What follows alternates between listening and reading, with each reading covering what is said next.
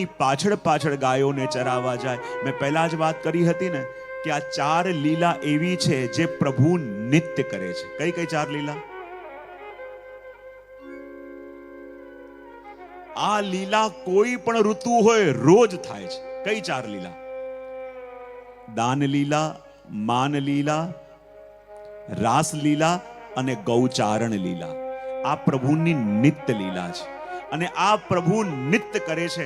અને એ નિત્ય લીલામાં નિત્ય પ્રભુના દર્શન કરવાનો મનોરથ અમારા ગોપાલદાસજીને થયો છે. માટે ગોપાલદાસજી કહે કે તે પદ ક્યારે દેખીશું જે ગોધન પૂંઠે જાયજી, અને વ્રજ સુંદરી મુક સુખ પામીને વારંવાર અઘાયજી. મારે તો એ પ્રભુના દર્શન કરવા છે કે જ્યારે અનવસરનો સમય થાય, રાજભોગ પછી અનવસર થાય અને પ્રભુ ગાયોને લઈને વનમાં ચરાવવા જાય. અને જ્યારે વનમાં ચરાવવા જાય તો જેટલી પણ ગોપીઓ છે એ પોતાના ઘરની બહાર આવી જાય અને પ્રભુના દર્શન કરવા માટે વ્યાકુલ હોય. અને દરેક ગોપીના મનમાં એમ થાય કે પ્રભુ અમને છોડીને કેમ જતા હશે? પ્રભુ અમને છોડીને પેલા વનમાં ગાયો ચરાવવા કેમ જતા હશે? પણ આ તો ગોપી છે. અને ગોપી કોને કહેવાય? જે ગોપનશીલા છે. નથી આ પ્રેમની વાત કોઈને કહી શકતી અને નથી પ્રેમની પીડા પોતે સહી શકતી. તો આ ગોપીઓને એટલો તાપ થાય, એટલો તાપ થાય કે અમારા પ્રભુ ગાયો ચરાવવા વનમાં કેમ જતા હશે? ચોક્કસ અમારા જ એવા કોઈ અપરાધ હશે કે અમારી પાસે રહેવું પ્રભુને ગમતું નહીં હોય. માટે પ્રભુ વનમાં પધારતા હોય છે અને કહે વ્રજ સુંદરી મુક સુખ પામીને વારંવાર આઘાયજી. જ્યારે અનવસર પછી પ્રભુ ગાયો ચરાવવા માટે વનની અંદર જાય અને આપણા ભગવદીઓ કહે છે કે પ્રભુ એકલા જતા નથી. આ જેટલી ગોપીઓના મન છે એ મન પણ ગાય બનીને પ્રભુની સાથે સાથે વનમાં ચાલ્યા જાય છે.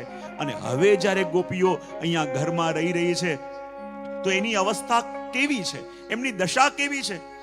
જુઓ, દિવસ સર્વે શ્યામા મળી રસ રૂપ તણો જશ ગાયજી. ગોપ મંડળી મધ્ય દેખીને વારંવાર સુખ થાય. દિવસ સર્વે શ્યામા મળી રસ રૂપ તણો યશ ગાયજી.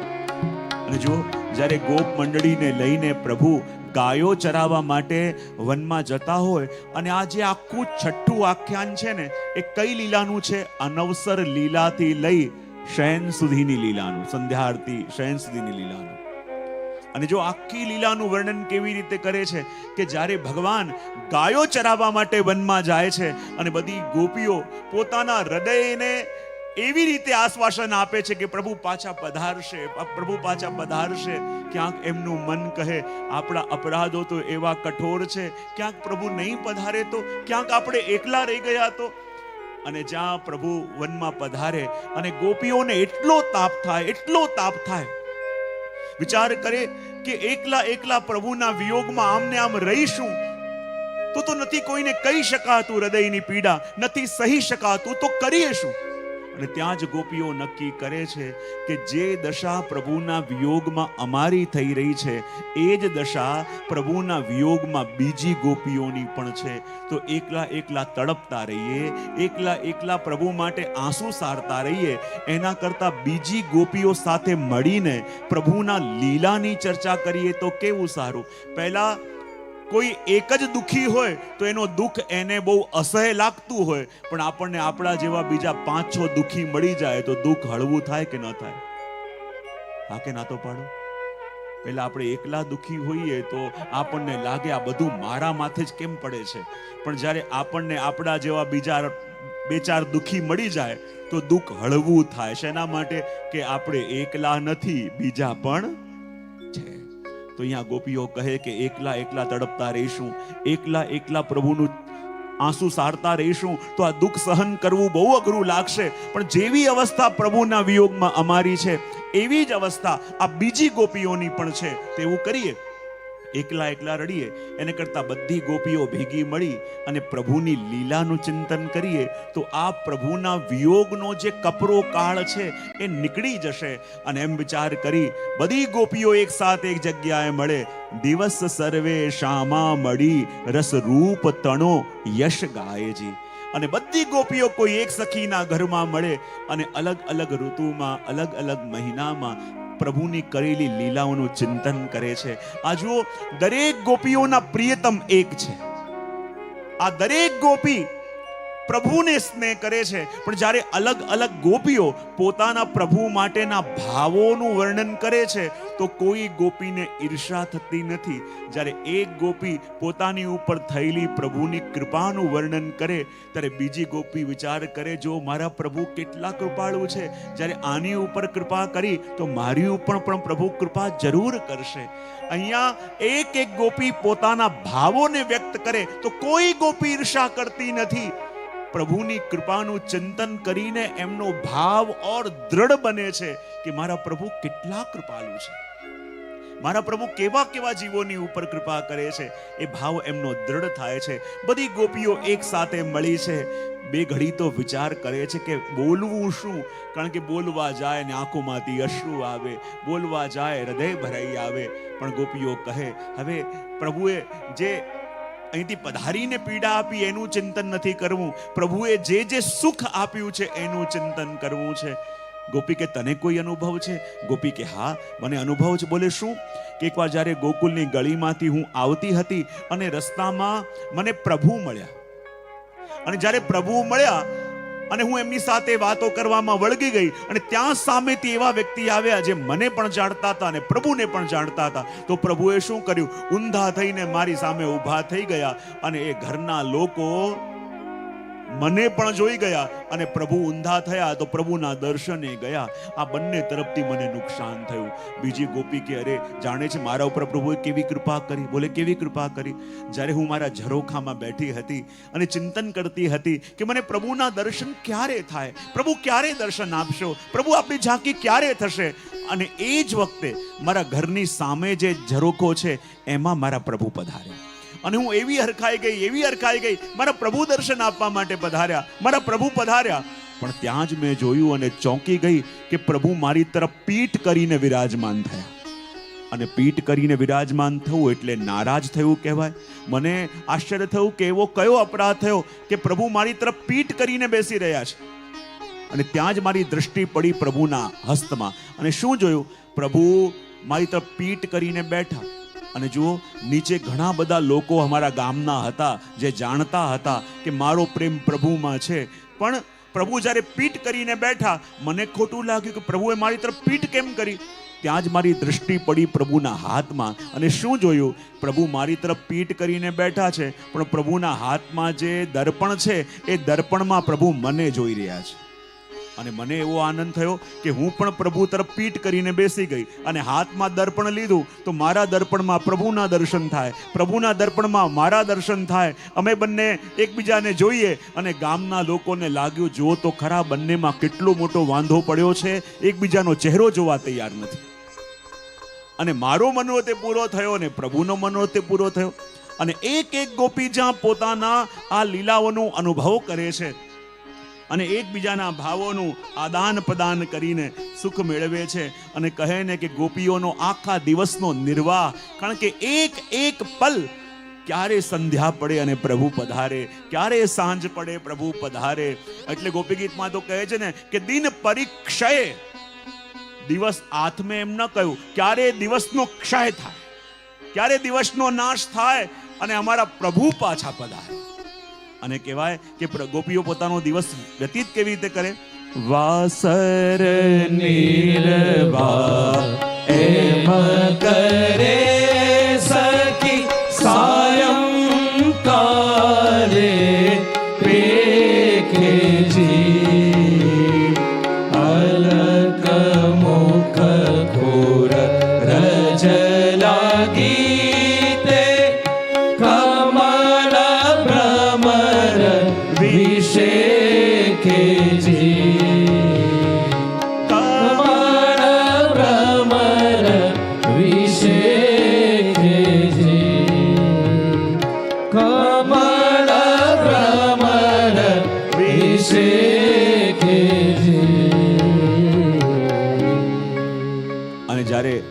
ધીમે ધીમે સંધ્યાકાલ થવા આવે અને સંધ્યાકાલનો સમય એટલે તમોગુણી સમય. અને ગોપીઓને ખબર છે કે અમે પણ ત્રિકાલ સંધ્યા કરીએ છીએ. કોઈ કહે ગોપીઓ તમે સંધ્યા કઈ કરો છો? આખો દિવસ માર્ગમાં દ્રષ્ટિ રાખીને પ્રતીક્ષા કરવી કે ક્યારે સંધ્યાકાલ થાય અને મારા પ્રભુ પધારે. એ જ અમારી સંધ્યા વંદન છે. અને એ સંધ્યા વંદન અમે નિત્ય કરીએ છીએ કે ક્યારે અમારા પ્રભુ પધારે, આવીને એમના દર્શન અમને થાય. અને ગોપીઓ કહે, અહીંયા ગોપાલદાસજી કહે, વાસર નિર્વાહ એમ કરે સખી સાયમ કાલે પેખેજી. ક્યારે સાંજ પડે એમ કરીને સંધ્યાકાલ થાય. અને જ્યારે સંધ્યાકાલ થયો હોય એ વખતે તમોગુણી કાલ. એમના જે પતિ છે એ પણ ગાયો ચરાવીને આવી ગયા છે, એમના બાળકો છે એ પણ બધા ઘરમાં આવી ગયા છે. અહીંયા ભોજનની તૈયારી કરવાની છે, અહીંયા કોઈ સાસુ બોલાવી રહી છે, અહીંયા પતિ બોલાવે છે, અહીંયા બાળકો બોલાવી રહ્યા છે. અને એમને મનમાં આતુરતા છે કે મારા પ્રભુને પધારવાનો સમય થયો, મારા ઠાકોરજી પધારતા હશે, મારા પ્રભુ પધારતા હશે, એમના દર્શન ક્યાંક વંચિત ન રહી જાય. અરે આખા દિવસનો તાપ છે, મારા પ્રભુના દર્શન કેમ કરીને કરીશ? અને એ વખતે જ્યારે પ્રભુ ધીમે ધીમે પધારવાનો સમય થાય અને ગોપીઓને ખબર પડે પ્રભુ પધારી રહ્યા છે, પ્રભુ પધારી રહ્યા છે, અને જ્યાં ખબર પડે ભાગતી ગોપીઓ જાય, પોતાના ઘરના આંગણામાં ઊભી થઈ જાય. અને જ્યારે દૂરથી પ્રભુને પધારતા જુએ તો યુગલ ગીતમાં એમ ગોપીઓ કહે છે કે જ્યારે આજે પ્રભુ પધારી રહ્યા છે અને જો આજે પ્રભુ શ્રમિત હશે તો મને લાગશે કે મારા માટે બહુ મોટો ઉત્સવ છે, અને જો પ્રભુ શ્રમિત નહીં હોય તો મને બહુ પીડા થશે. હવે જો આપણે પ્રિયતમની પ્રતીક્ષા કરતા હોઈએ અને પ્રિયતમને આનંદમાં જોઈએ તો આપણને આનંદ થવો જોઈએ, પણ ગોપીઓ કહે છે કે જો પ્રભુ શ્રમિત હશે, થાકેલા હશે તો અમને બહુ આનંદ થશે. કોઈએ પૂછ્યું કે અરે બધા વિચાર કરે કે મારા પ્રિયતમ પ્રસન્ન હશે, આનંદમાં હશે તો એમને જોઈને આનંદમાં આવે, પણ તમે તો એમ કહી રહી છો કે જો પ્રિયતમ આજે થાકેલા હશે તો અમને લાગશે કે અમારા માટે મોટો ઉત્સવ છે. બોલે કેમ? ત્યારે ગોપીઓ કે આખા દિવસનો તાપ છે કે ક્યારે પ્રભુ પધારે અને એમના દર્શન થાય, ક્યારે પ્રભુ પધારે અને એમની ઝાંખી થાય. અને એટલે અમે ચાહીએ છીએ કે જો પ્રભુ શ્રમિત હોય ને તો એમની ગતિ ધીમી હશે, અને જો શ્રમિત હશે તો ગતિ ધીમી હશે, અને અમારા ઘરની સામેથી નીકળશે તો મન ભરીને પ્રભુના દર્શન કરીને અમે અમારા નયનોને તૃપ્ત કરીશું. આખા દિવસનો જે અમારો તાપ છે, કારણ કે જો શ્રમિત નહીં હોય તો પ્રભુ જલ્દી ગતિથી પધારી જશે, અને શ્રમિત હશે તો ધીમી ગતિથી પધારશે અને અમને પ્રભુના દર્શન થઈ જશે. અને એમ વિચાર કરીને ગોપીઓ ઊભી છે અને સામેથી પ્રભુ ધીમે એક ગોપીના ઘરની બહારથી પધારી રહ્યા છે. જેટલા સખાઓ છે અને સખાઓની મધ્યમાં ઘેરાયેલા પ્રભુ પધારી રહ્યા છે.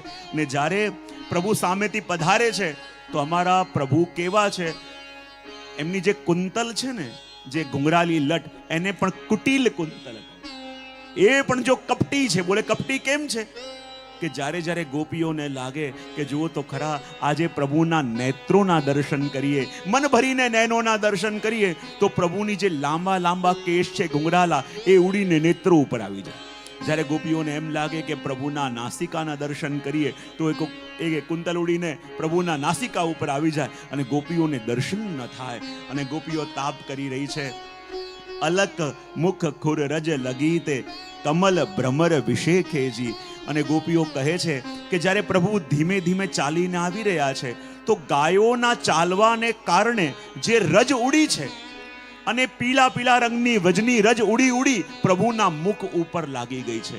અને એ પીળી રજ જ્યારે પ્રભુના મુખ ઉપર લાગી છે તો ગોપીઓને લાગે છે કે જુઓ તો ખરા આ પિત્ત રંગની રજ પ્રભુના મુખમાં એવી લાગી રહી છે કે જાણે કોઈ પિત્ત રંગનું કમળ હોય અને ઉપર મુખમાં આવેલી એ ઘુંઘરાલી લટો, એવું લાગી રહ્યું છે કે આ પીળા રંગના કમલનું પાન કરવા માટે માનો હજારો ભ્રમરોના ઝુંડ આવી ગયા હોય કે આ મુખ કમળનું પાન કરીએ. એવી રીતે પ્રભુના મુખ ઉપર આ ઘુંઘરાલી લટો આવી રહી છે. અને કેવું લાગી રહ્યું છે? કમળ ભ્રમર વિશેખેજી, કે જાણે કમળનું પાન કરવા માટે ભ્રમર આવી ગયા હોય એવું લાગી રહ્યું છે. અને જુઓ જ્યારે પ્રભુ પધારે છે તો કઈ રીતે પધારે છે એનું વર્ણન હવે પ્રારંભ થાય છે. ગોપ બાળક મંડળી મધ્ય રંગ અનેક ઉપજાવે જી મત જગતિ મલપતાતે શ્રી ગોકુળમાં આવે જી લોચન ભૃંગ પિયે ઘણો તે પ્રગટ મુખ મકરંદજી કમળ પત્ર શ્રી આખડી તે જોઈ જોઈ ટાળ્યો દ્વંદજી જોઈ જોઈ ટાળ્યો દ્વંદજી જોઈ જોઈ ટાળ્યો દ્વંદજી. હવે જુઓ, જ્યારે ભગવાન ગાયો ચરાવીને સંધ્યાકાળ થયો છે અને સંધ્યાકાળમાં પાછા ભગવાન ગાયોને ચરાવીને આવી રહ્યા છે. જુઓ, જ્યારે ભગવાન વનમાં પધાર્યા હતા ત્યારે બધી ગોપીઓ એક સાથે મળીને પ્રભુના ગુણોનું ચિંતન કરતી હતી, પ્રભુના ગુણગાન કરતી હતી. પણ જ્યારે ખબર પડી કે પ્રભુ પધાર્યા તો એક ગોપી બીજી ગોપીની રાહ જોવામાં રહી.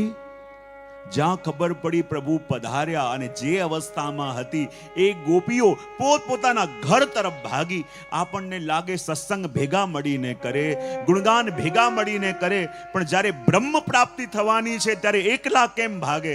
તો આપણા આચાર્યો કહે કે સાધના અને ગુણગાન સમૂહમાં થાય, પણ ભગવત પ્રાપ્તિ તો એકાંતમાં થાય, ભગવત પ્રાપ્તિ તો એકને થાય. અને એટલા માટે જેવી અવસ્થામાં હતી ગોપીઓ પ્રભુના દર્શન કરવા માટે ભાગી, પોતાના ઘરના આંગણામાં ઉભા રહીને ચિંતન કરે છે. અને કેવું લાગી રહ્યું છે? ગોપ બાળક મંડળી મધ્ય રંગ અનેક ઉપજાવેજી. જ્યારે પ્રભુ પાછા પધારી રહ્યા છે તો કેવી અવસ્થા? પ્રભુની ગોળ ફરતે નાના નાના ગોપ, એમની બહાર થોડા મોટા ગોપ, એમની બહાર થોડા હજી મોટા ગોપ, અને પછી ગાયો. ગોપીઓને એટલો તાપ હતો કે પ્રભુના દર્શન કરીને નયનોને તૃપ્ત કરીશું.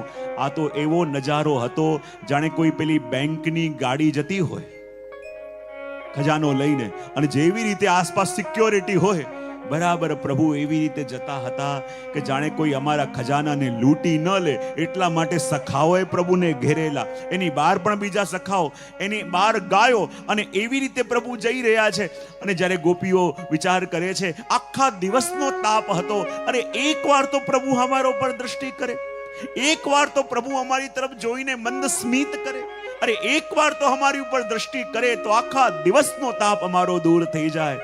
પણ જુઓ, જ્યારે પ્રભુ આવી રહ્યા છે ગોપીઓ પ્રતીક્ષા કરે છે કે પ્રભુ દર્શન કરે, પ્રભુ જુએ, પણ આ સખાઓ છે ને એ પ્રભુને વારે વારે વાતો કરાવે, વારે વારે વાતો કરાવે તો પ્રભુ દ્રષ્ટિ હટાવીને અને સખાઓની સાથે વાતો કરે છે. અને કેટલાક સખા મજાક કરે, મશ્કરી કરે તો ઠાકોરજીને જોરથી હસવું આવી જાય. ક્યારેક કોઈક સખા બીજી વાત કરે, પ્રભુનું મુખ ગંભીર થઈ જાય. અને આવી રીતે ચાલીને પ્રભુ આવી રહ્યા છે કે ગોપ બાળક મંડળી મધ્ય રંગ અનેક ઉપજાવેજી.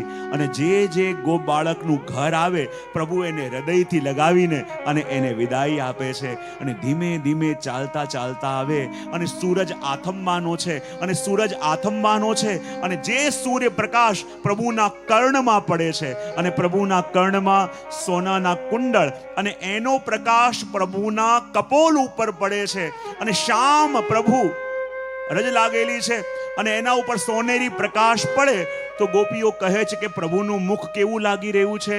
બોલે બોર જેવું. કોના જેવું? બદરી ફલમ કહે ને, બોર જેવું લાગી રહ્યું છે. અને ગોપીઓ કહે જો આ સોનેરી પ્રકાશ પ્રભુના કપોલ ઉપર પડે છે તો પ્રભુનું શ્રીઅંગ કેવું લાગે છે? જેમ બોર હોય. અને આયુર્વેદમાં એમ કહેવામાં આવે છે કે બદરી ફળનું વધારે સેવન કરો તો સ્વાસ્થ્ય બગડે. અને અહીંયા પણ એવું જ છે. આ પ્રભુનું મુખારવિંદ કેવું લાગે છે? બોલે આ બોરના ફળ જેવું. અને આ ફળ પણ એવું છે કે વધારે દર્શન કરો, વધારે સેવન કરો તો આપણી પણ તબિયત, પછી એના વિના બીજું કંઈ ફાવે, એને જોયા વિના ચેન પડે નહીં. તો કહેવાય જો આ પણ બદરી ફળ છે. અને જ્યારે પ્રભુ ચાલતા ચાલતા આવી રહ્યા છે અને માર્ગમાં બધા ગોપીજન વિચાર કરે, બધા ગોપીજનો કહે કે પ્રભુ મારી ઓર દ્રષ્ટિ કરે, પ્રભુ મારી ઓર દ્રષ્ટિ કરે, પણ પ્રભુ કોઈની તરફ દ્રષ્ટિ કરતા નથી. ગોપીઓ કહે કે આ પ્રભુ આપણી તરફ જોઈ કેમ નથી રહ્યા? ત્યારે ગોપી કેનું એક કારણ છે. બોલે શું કારણ છે? જો પ્રભુના કર્ણમાં કોણ છે? બોલે સોનાનું કુંડળ. આ સોનાનું કુંડળ નહીં, સોનાના કુંડળ રૂપે પ્રભુના પત્ની લક્ષ્મીજી બેઠા છે. અને લક્ષ્મીજી બેઠા છે એટલે પ્રભુને અમારી તરફ દ્રષ્ટિ કરવા દેતા. અને એટલે તો કહેવામાં આવે છે ને કે 3 જગ્યાએ લક્ષ્મીજી રહે છે. પ્રભુના ચરણોમાં લક્ષ્મીજી, પ્રભુના હૃદયમાં લક્ષ્મીજી અને પ્રભુના કર્ણમાં લક્ષ્મીજી. બોલે કેમ? બોલે પત્નીનો વાસ 3 જગ્યાએ હોય. કેટલી જગ્યાએ હોય? ભાવથી બોલો તો ખરા. 3 જગ્યાએ. બોલે ચરણમાં, હૃદયમાં અને કાનમાં. બોલે આ 3 જગ્યાએ કેમ? બોલે ચરણમાં પતિની સેવા માટે, હૃદયમાં પતિના સ્નેહ માટે અને કાનમાં પતિને સલાહ આપવા માટે. કારણ કે દરેક પત્નીને એમ લાગતું હોય છે કે એના પતિ તો ગાય જેવો ભોળો છે અને આખી દુનિયા એને બનાયા કરે છે. તો કાનમાં વાસ એના માટે, પતિને સલાહ આપવા માટે. તો જુઓ આ કાનમાં સોનાના કુંડળ રૂપે લક્ષ્મીજી વિરાજેલા છે. અને જરાક પ્રભુ દ્રષ્ટિ કરવા જાય તો લક્ષ્મીજી કાનમાં કહે પ્રભુ દ્રષ્ટિ સીધી રાખો અને સીધા સીધા ચાલતા જાઓ. અને ગોપીઓ કહે જો આખા દિવસનો તાપ હતો, અમારા મનમાં એક જ મનોરથ હતો કે એકવાર તો પ્રભુની દ્રષ્ટિ પડે, એકવાર તો પ્રભુ કૃપા દ્રષ્ટિ કરે કે અમારો દિવસનો તાપ દૂર થઈ જાય. પણ એ પણ કૃપા થતી નથી. અને જ્યાં જ્યાં પ્રભુ આગળ પધારે અને જે ગોપીજનો પ્રતીક્ષામાં છે, જે ગોપીને તાપ છે, અને જ્યાં એક ગોપીએ પ્રભુને વિનંતી કરી, પ્રભુએ કહ્યું હા, અને બીજી ગોપીએ વિનંતી કરી, પ્રભુએ કહ્યું ના. ત્રીજી ગોપી સાંભળતી હતી. એ કહે પ્રભુ ક્યારે પણ કોઈને ના ન કહે, તો આને ના કેમ કહી અને તને હા કેમ કહી? એ કહે કે જ્યારે મેં કાલે પ્રભુને મારે ઘેર પધરાવ્યા અને જ્યાં પ્રભુ પધારવાના હતા તો હું એવી ગાંડી થઈ ગઈ, એવી ઘેલી થઈ ગઈ કે જ્યારે પ્રભુના માટે રસોઈ કરી તો ખીરમાં તો મીઠું નાખ્યું અને ખીચડીમાં ખાંડ નાખી અને એવી સામગ્રી કરી પ્રભુને અરોગ આવી. પ્રભુ અરોગી પણ ગયા. અને જ્યારે આજે પધાર્યા, મેં પૂછ્યું કે પ્રભુ કૃપા કરીને કાલે આપને બહુ શ્રમ પડ્યો તો પ્રભુ આપને પરિશ્રમ તો બહુ મેં આપ્યો નથી ને? તો પ્રભુ કે ના. અને પછી હા કેમ પાડી? એણે કહ્યું પ્રભુ આજે પણ પધારશો? તો પ્રભુ કે ના, હવે જોખમ લેવાય. અને આગળ પધાર્યા.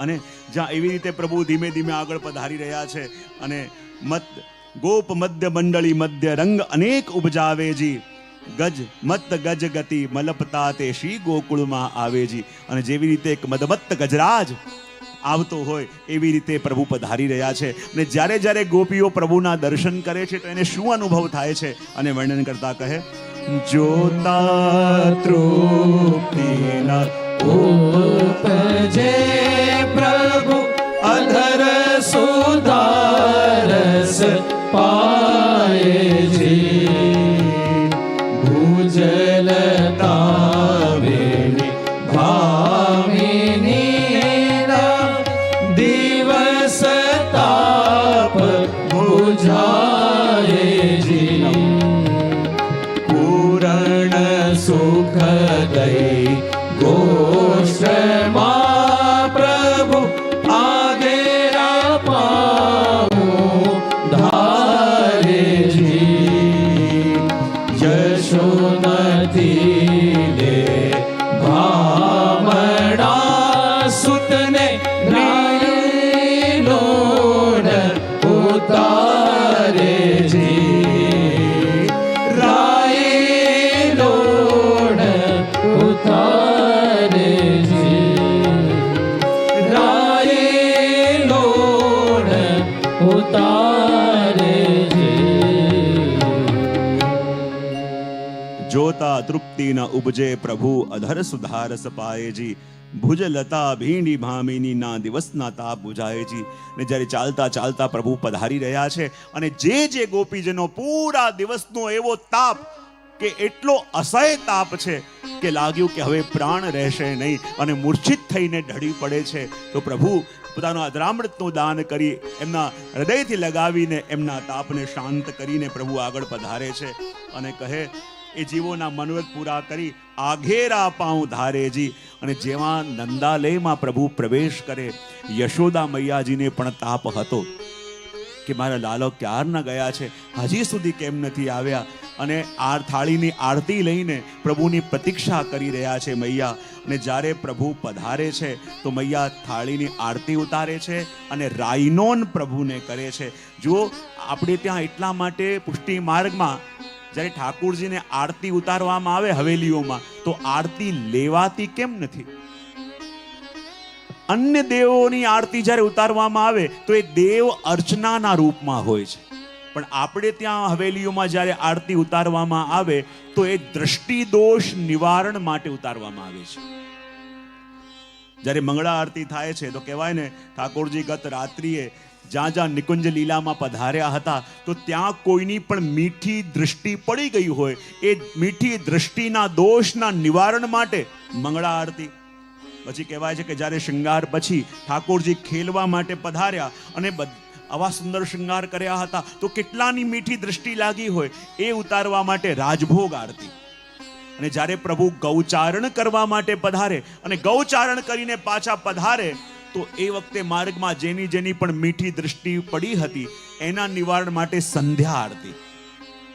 અને દિવસભરના નંદાલયની અંદર લીલા માટે ઠાકોરજી ચેન આનંદથી પહોળે એના માટે શયન આરતી. અને એટલા માટે આપણે ત્યાં આરતી લેવાતી નથી, કારણ કે એ પ્રભુની અર્ચનાના રૂપમાં નહીં પણ દ્રષ્ટિ દોષ નિવારણ માટે છે. દ્રષ્ટિ દોષ નિવારણ એટલે કોઈની નજર ઉતારીએ ને આપણે, એ રૂપે આપણે ત્યાં પુષ્ટિ માર્ગમાં આરતી ઉતારાય છે.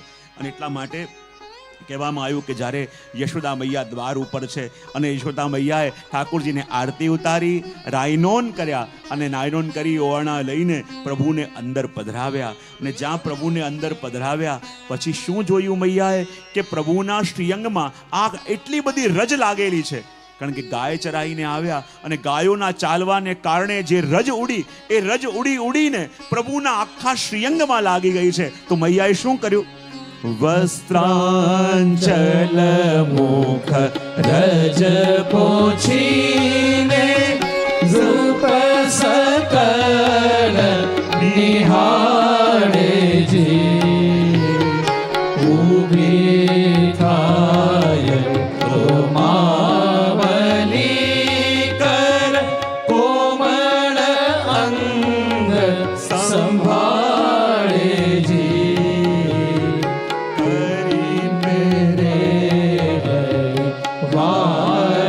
વારણાસુતને સદનમાં પધરાવે જી. સુંદર ગૃહ કારજ વિશે વળી નિરખવાને આવે જી. નિરખવાને આવે જી. નિરખવાને આવે જી. જો આ પ્રભુની નિત્ય લીલા છે, આ જે વર્ણન ગોપીઓ કરી રહ્યા છે, આ ક્યારેક થયું હતું એવું નહીં, આજે પણ વ્રજમાં નિત્ય જે ક્રમ થઈ રહ્યો છે. આજે પણ પ્રભુ રોજ ગાયો ચરાવવા પધારે, જ્યારે ગાયો ચરાવવા પધારે ત્યારે આજે પણ ત્યાં રહેલી એ ગોપીઓ વ્યાકુળ બને, વ્યાકુળ બની એમના હૃદયમાં તાપ જાગવા લાગે કે પ્રભુના દર્શન ક્યારે થશે. અને આ પ્રતીક્ષા કોઈ એક સમયે ગોપીઓએ કરી હતી એવું નહીં, આ પ્રતીક્ષા ગોપીઓ રોજ કરે છે. રોજ પ્રભુ પધારે છે અને સાયંકાલમાં પ્રભુ પાછા ગાયોને લઈને પધારે. અને જ્યારે મૈયાએ પ્રભુના દર્શન કર્યા તો શું જોયું? પ્રભુના આખા મુખારવિંદની ઉપર ગૌરજ લાગેલી છે અને પ્રભુના મુખારવિંદના દર્શન સ્પષ્ટ થતા નથી. માટે મૈયાએ પોતાની સાડી લઈ અને સાડીના છેડાથી પ્રભુના મુખારવિંદમાં રહેલી રજને મૈયા પહોંચી રહી છે. વસ્ત્રાંચલ મુખ રજ પહોંચીને રૂપ સકળ નિહારેજી. વિચાર કરે મારા પ્રભુના દર્શન તો કરું. આખા દિવસનો તાપ છે, સવારથી ગાયો ચરાવવા ગયો હતો, જરા મન ભરીને મારા લાલાને જોઉં તો ખરા. અને પ્રભુના મુખને પોતાના વસ્ત્રોથી લૂછીને અને ટગર ટગર પ્રભુના મુખારવિંદને મૈયા નિહારે છે. અને જ્યારે પ્રભુના દર્શન કરે છે, ઊભી થાય રોમાવલી કર કોમલ અંગ સંભાળેજી. અને પ્રભુના દર્શન કરીને યશોદા મૈયાની પણ રોમાવલી ઊભી થઈ જાય કે મારો લાલો કેટલો સુંદર છે, મારો લાલો કેટલો દિવ્ય છે. અને સુંદર પ્રભુના શ્રીઅંગ ઉપર મૈયા પોતાનો કોમળ હસ્ત ફેરવે છે. અને એ જ વખતે શું થાય છે? પેરે પેરે કરી વારણા સુતને સદનમાં પધરાવેજી. પ્રભુના ઓવારણા લઈ લઈને મૈયા કે મારે લાલાને કોઈની નજર ન લાગી જાય, મારો લાલો જુગ જુગ જીવે. અને ઓવારણા લઈ અને મૈયા પ્રભુને ભીતર પધરાવે છે. અને જ્યારે ભીતર પધરાવે ત્યારે શું થાય? સુંદરી ગૃહ કારજ મિશે વળી નિરખવાને આવે છે. અને જેટલી ગોપીઓ હતી જે બહાર પ્રભુના દર્શન કર્યા હતા, હવે જો પ્રભુના દર્શન કર્યા હતા પણ એ દર્શન કેવા હતા? એક ઝલક મળે એવા. જેવી રીતે એક કીડી હોય, એક કીડીને તમે એક મધનું ડ્રોપ અહીંયા નાખો, બીજું ડ્રોપ અહીંયા નાખો, ત્રીજું ડ્રોપ અહીંયા નાખો અને મધની બરણી કબાટની ઉપર મૂકી દો, તો જે કીડીએ મધનું એક ટીપું ચાખ્યું છે, આગળ જશે, બીજું ટીપું મળશે, એ ચાખશે, તો એ કીડી બરણી સુધી પહોંચશે કે નહીં? હા કે ના તો પાડો? બરણ્યા સુધી પહોંચાવીને રહેશે નહીં. અને એ જ રીતે જ્યારે પ્રભુ પધારતા હતા, કોઈ ગોપીની દૃષ્ટિ પ્રભુના નેત્રો ઉપર પડી, કોઈની પ્રભુના અધર ઉપર પડી, કોઈની પ્રભુના મુખ કમળના દર્શન કર્યા અને એવી વ્યાકુળ થઈ ગઈ કે હજી એકવાર જઈને પ્રભુના દર્શન કરીએ, હજી એકવાર જઈને પ્રભુના દર્શન કરીએ. અહીંયા ગોપીનું મન કયામાં રહ્યું નથી, અહીંયા ગોપીના નેત્ર કયામાં રહ્યા નથી. આ જ પંક્તિની બહુ સુંદર પંક્તિઓ છે. ગોપાલદાસજીનું જ બીજું પ્રાગટ્ય આપણે ત્યાં કહેવાય દયારામભાઈ. અને દયારામભાઈના બહુ સુંદર શબ્દો છે. મન અને લોચનનો ઝઘડો. ખાલી એક કડીનું શ્રવણ આપણે કરીએ કે જુઓ, અહીંયા ગોપીઓ કહે છે કે ચલો, મન કહે છે પ્રભુના દર્શન કરવા જઈએ, નેત્ર કહે હવે દર્શન વિના રહેવાતું નથી, તો મન કહે છે અરે એમ ન જવાય, હમણાં તો પ્રભુ આવ્યા છે, થાકેલા હશે, મૈયા એમને બેસાડતી હશે, અને એવા ટાઈમે અમે કોઈ બહાનું કરીને ગયા તો મૈયા શું વિચાર કરશે, શું વિચાર કરશે? પણ નેત્રો કહે છે કે ના, જેના દર્શનની એક ઝલક મળી, હવે એના દર્શન વિના રહી નહીં શકાય. એટલે તો કોઈ કહે છે કે આ નેત્રો જ્યારે જ્યારે પણ કોઈની સાથે બંધાય છે તો બંધાય છે કોણ? નેત્રો. કોઈ બહુ સુંદર દ્રષ્ટાંત આપ્યો.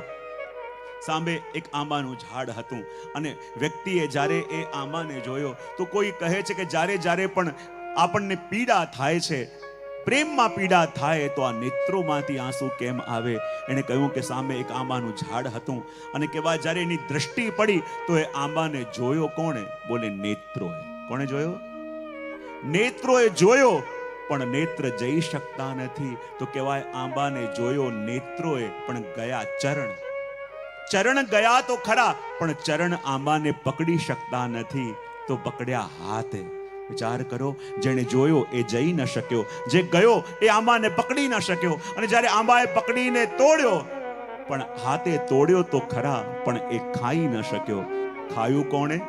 મુખે. અને જ્યારે મુખે ખાયું તો જુઓ, જેણે જોયું એ ગયો નહીં, જે ગયો એ તોડી ન શક્યો, જેણે તોડ્યું એ ખાઈ ન શક્યો, અને જેણે ખાધું કેવાય એ જ વખતે એ માળી આવ્યો અને માળીએ આવીને જોરથી પીઠમાં લાકડી મારી, ને જ્યાં લાકડી મારી તો કહેવાય આંખમાંથી આંસુ આવ્યા. તો કોઈ કહે કે ગયા તો ચરણ, તોડ્યું તો હાથે, ખાધું તો પેલા મુખે, તો પછી નેત્રોએ તડપવું કેમ પડ્યું? બોલે જેણે જોયું હોય એને સજા ભોગવી પડે. નેત્રોએ સૌથી પહેલા પ્રભુના દર્શન કર્યા તો પછી રડવું પણ કોણે પડે? એ નેત્રોએ કરવા પડે, એ નેત્રોર્દન કરવું પડે. અને આ બહુ સુંદર શબ્દો છે, મન અને લોચનનો ઝઘડો. નેત્ર કહે કે મન તારા કારણે હું બંધાયો, અને મન કહે ના, નેત્ર તારા કારણે હું બંધાયો. બે કડીનું શ્રવણ આપણે કરીએ. લોચન મનનો રે કે ઝઘડો, લોચન મનનો રે ઝઘડો લોચન માનનો રે, લોચન માનનો રે, કે ઝઘડો લોચન માનનો રે, કે ઝઘડો લોચન માનનો રે. રસિયાત જનનો રે, કે ઝઘડો રસિયાત જનનો રે, ઝઘડો લોચન માનનો રે.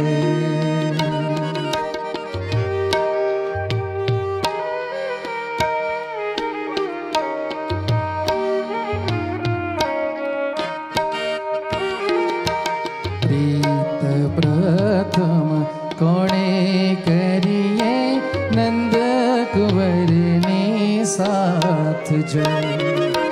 પ્રીત પ્રથમ કોણે કરીએ નંદ કુંવરની સાથ મન અને જો. લોચન ઝઘડો કરે છે. એ કહે છે કે તારા કારણે હું દુખી છું, કારણ કે તે પ્રભુને જોયા. નેત્ર કહે છે મેં તો જોયા પણ તે ચિંતન કર્યું એટલે દુખી છે. બંને કહે છે કે જેણે પહેલા પ્રીત કરી એનો વાંક. મન કહે છે નેત્ર તે પહેલા પ્રીત કરી, અને નેત્ર કહે છે મન તે પહેલા પ્રીત કરી. તો આગળ કહે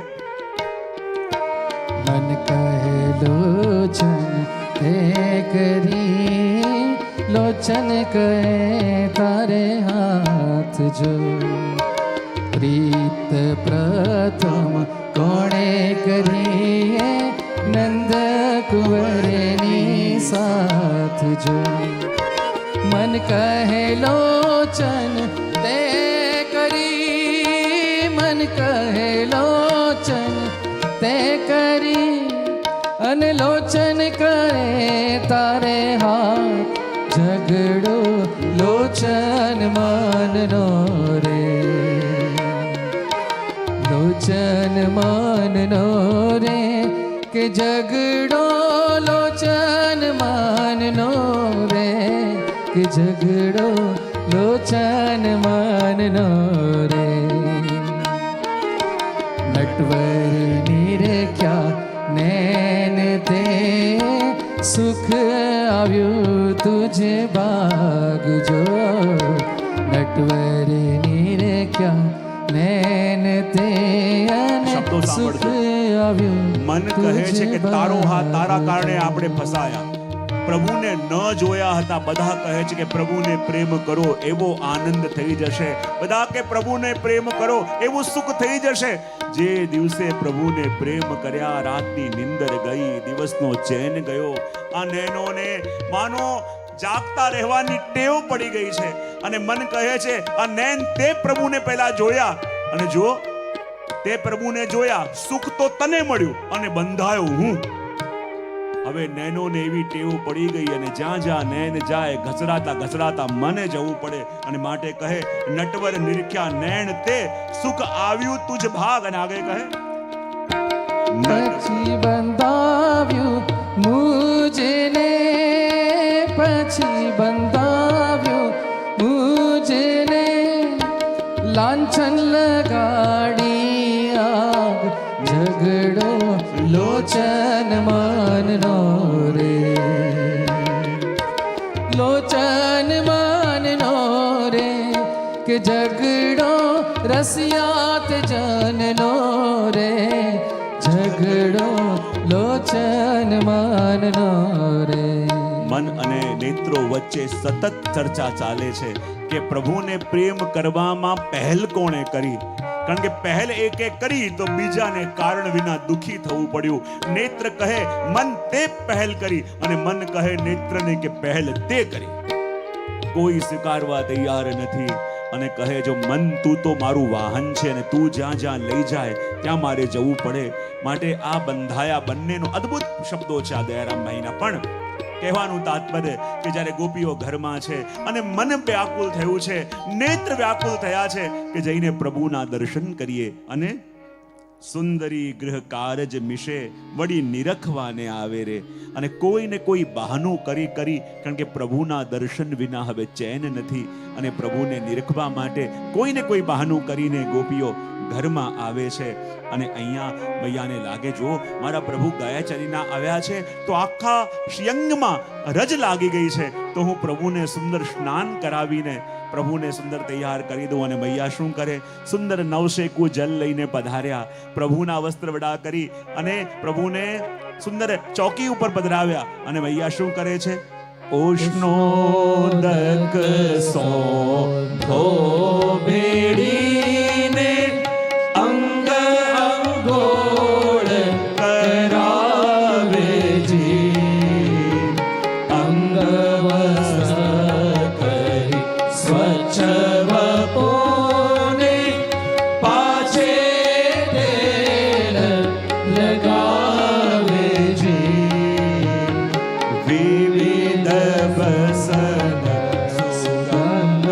ને ભૂષણ ફૂલ અંબોડે ફાવે જી, ઠણ ઠણ તો વાલો લાડડો તે ભોજન શાળાએ આવે જી, ભોજન શાળાએ આવે જી, ભોજન શાળાએ આવે જી.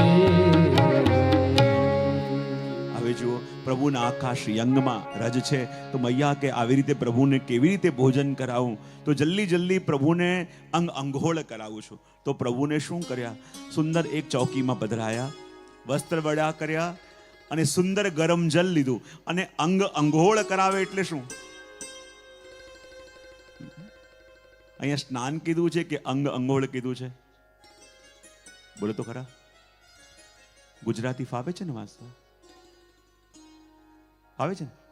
શું લખ્યું છે અંદર 12મી કડીમાં, ઉષ્ણોદક સોંધો ભેડીને નવશેકું જલ લઈ એમાં સોંધાનું અત્તર પધરાવી, કારણ કે સોંધો 12 માસ આવે ઠાકોરજીને, સોંધાનું અત્તર પધરાવી અને અંગ અંગોળ એટલે સ્નાન નહીં, એમાં સુંદર મલમલનું વસ્ત્ર હોય એ જલમાં બોળી એને થોડું નીચવી અને પ્રભુના આખા શ્રીઅંગમાં જે રજ લાગી છે એને દૂર કરે, એને કહેવાય અંગ અંગોળ. સ્પંચ કરી એમ કહેવાય ને જેને. તો એવી રીતે મૈયા સુંદર જલમાં એ વસ્ત્ર બોળી અને ઠાકોરજીને અંગ અંગોળ કરાવે છે. અને અંગ અંગોળ કરાવે પછી અંગ વસ્ત્ર કરી સ્વચ્છ વપુને પાછે તેલ લગાવે છે. અને સુંદર વસ્ત્ર તે અંગ વસ્ત્ર કરાવી અને પછી સુંદર સુગંધિત તેલ પ્રભુના શ્રીઅંગમાં લગાવે છે. અને પછી વિવિધ વસન સુગંધ ને ભૂષણ ફૂલ અંબોડે ફાવે છે. અને જ્યાં ઠાકોરજીને સુંદર વસ્ત્ર ધરાવી અને પ્રભુના લાંબા લાંબા કેશ છે ને એનો ઉપર અંબોડો બાંધી અને રંગબેરંગી સુંદર પુષ્પો એમાં ખોસી દે છે. અને રંગબેરંગી સુંદર પુષ્પો એમાં ખોસી દે છે. અને પ્રભુને પણ હવે ભૂખ લાગી છે.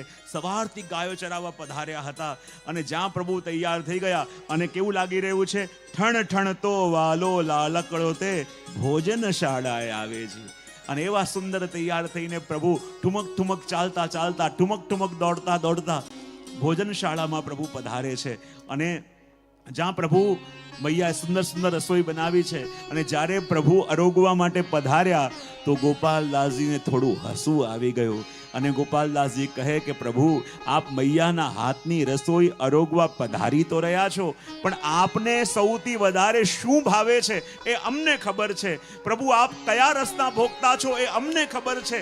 ભલે મૈયાની બનાવેલી રસોઈ આરોગવા જઈ રહ્યા છો, પણ આપને શું ભાવે છે એ અમને ખબર છે. તો કોઈ કહે કે પ્રભુને શું ભાવે છે, તો કહે રાધા અધર સુધા વિના બીજું તે કાય નવ ભાવે જી. રાત પધારે ને નિશાએ આવે વાલો પ્રીત નહીં ઉપજાવે જી. પ્રીત નહીં ઉપજાવે જી.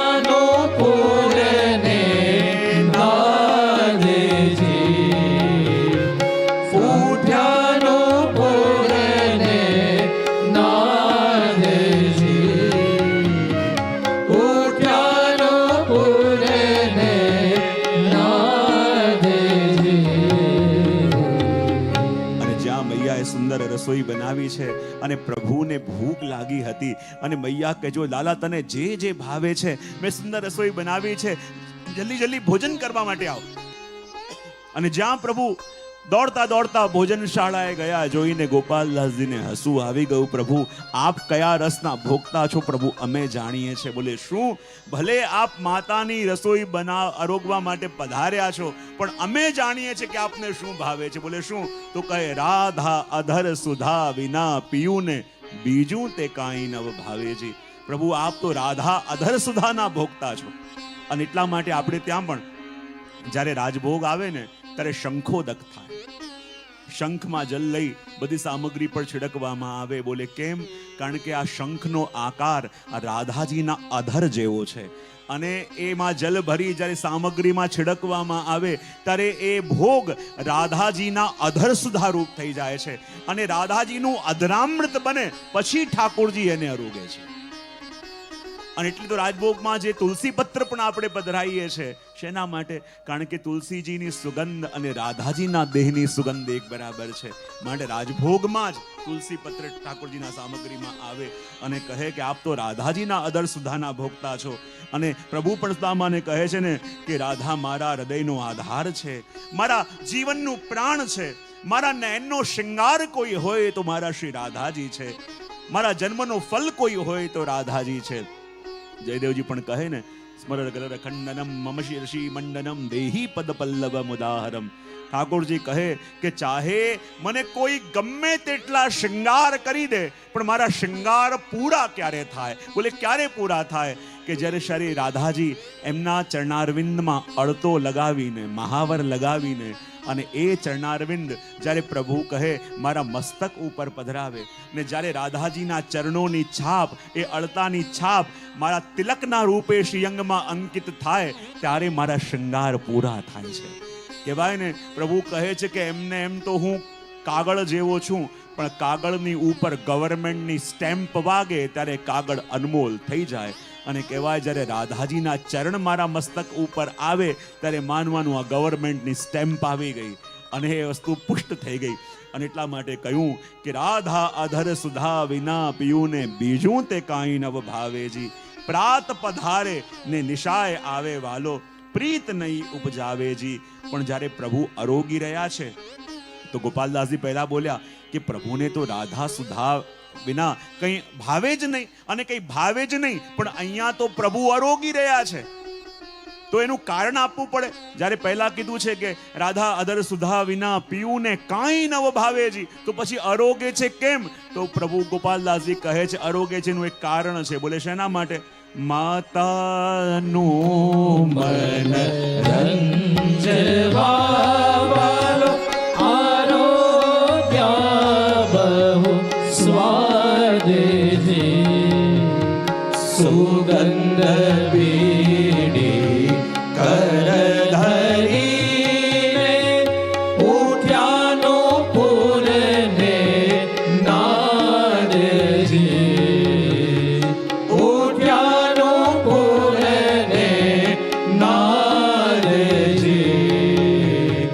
ઉઠ્યાનો પૂરને નાદજી. ગોપાલદાસજી કહે કે એમણે તો કહી દીધું હતું કે રાધાજીની અધર સુધા વિના પ્રભુ કઈ અરોગતા નથી, તો અહીંયા કેમ અરોગે છે? તો ગોપાલદાસજી કે એ તો અરોગે છે એનું એક કારણ છે. બોલે શું કારણ છે? બોલે માતાનું મન રંજવા, માતાને દુઃખ ન થાય કે આટલા પ્રેમથી રસોઈ કરી છે અને પ્રભુ અરોગ્યા પણ નહીં, આટલા ભાવથી રસોઈ કરી છે, પ્રભુને જે ગમતું હતું બનાવ્યું છે તો પણ પ્રભુ ન અરોગ્યા. એ માતાને પીડા ન થાય અને માતાનું મન રાખવા માટે થઈને આ પ્રભુ અરોગી રહ્યા છે. અને જ્યાં પ્રભુ અરોગી રહ્યા છે અને અરોગતા અરોગતા ધીમે ધીમે નૂપુરનો અવાજ કરીને, હજુ અહીંયા જે છેલ્લી કડી છે એ વિચારવા જેવી. શું? સુગંધ બીડી કર ધરીને ઉઠ્યા નુપુરને ના દેજે. પ્રભુ ભોજન કરી રહ્યા છે અને ભોજન કરતા કરતા હાથમાં પાનનું બીડું લઈ અને આચમનની ઝારી લઈ પ્રભુ એકદમ શૈયા મંદિર તરફ ભાગ્યા. અને ભાગ્યા કેવી રીતે? તો એક શબ્દ છે, ઉઠ્યા નુપુરને ના દેજે. સાધારણ એનો અર્થ કરીએ તો એમ કરી શકાય કે પ્રભુએ પોતાના ચરણોમાં નુપુર ધર્યા છે અને એકદમ પ્રભુ ભાગ્યા તો છમ કરતા પ્રભુના ચરણોમાંથી આવાજ આવી અને પ્રભુ ભાગ્યા. અને બીજો અર્થ છે કે આજે પ્રભુને ગૌચારણ કરીને પધારતા મોડું થયું છે. પ્રભુને સ્નાન મૈયાએ કરાવ્યા, આરોગાવી રહ્યા છે અને રાધાજી શૈયા મંદિરમાં આવીને ક્યારના પ્રતીક્ષા કરી રહ્યા છે કે પ્રભુએ આજે આટલું મોડું કેમ કર્યું, આટલો વિલંબ કેમ કર્યો. અને રાધાજીને તાપ થઈ રહ્યો છે અને જ્યાં તાપ થઈ રહ્યો છે પણ માતાને મન રાખવા માટે પ્રભુ એક એક સામગ્રી આરોગી રહ્યા છે. જો આ ન આરોગ્યું તો માતાને દુઃખ થશે, જો આ ન આરોગ્યું તો મમ્મી મૈયાને દુઃખ થશે, જો આ ન આરોગ્યું તો મૈયાને દુઃખ થશે. એમ મૈયાનું મન રાખવા માટે એક એક સામગ્રી આરોગે છે અને એમાં શૈયા મંદિરમાં રાધાજીને મોડું થાય છે, પ્રતીક્ષા કરી રહ્યા છે. તો રાધાજીએ કહ્યું કે હું આવી ગઈ છું એ પ્રભુને ખબર કેવી રીતે પડે? હું અહીંયા આવી ગઈ છું, પ્રભુને ખબર કેવી રીતે પડે?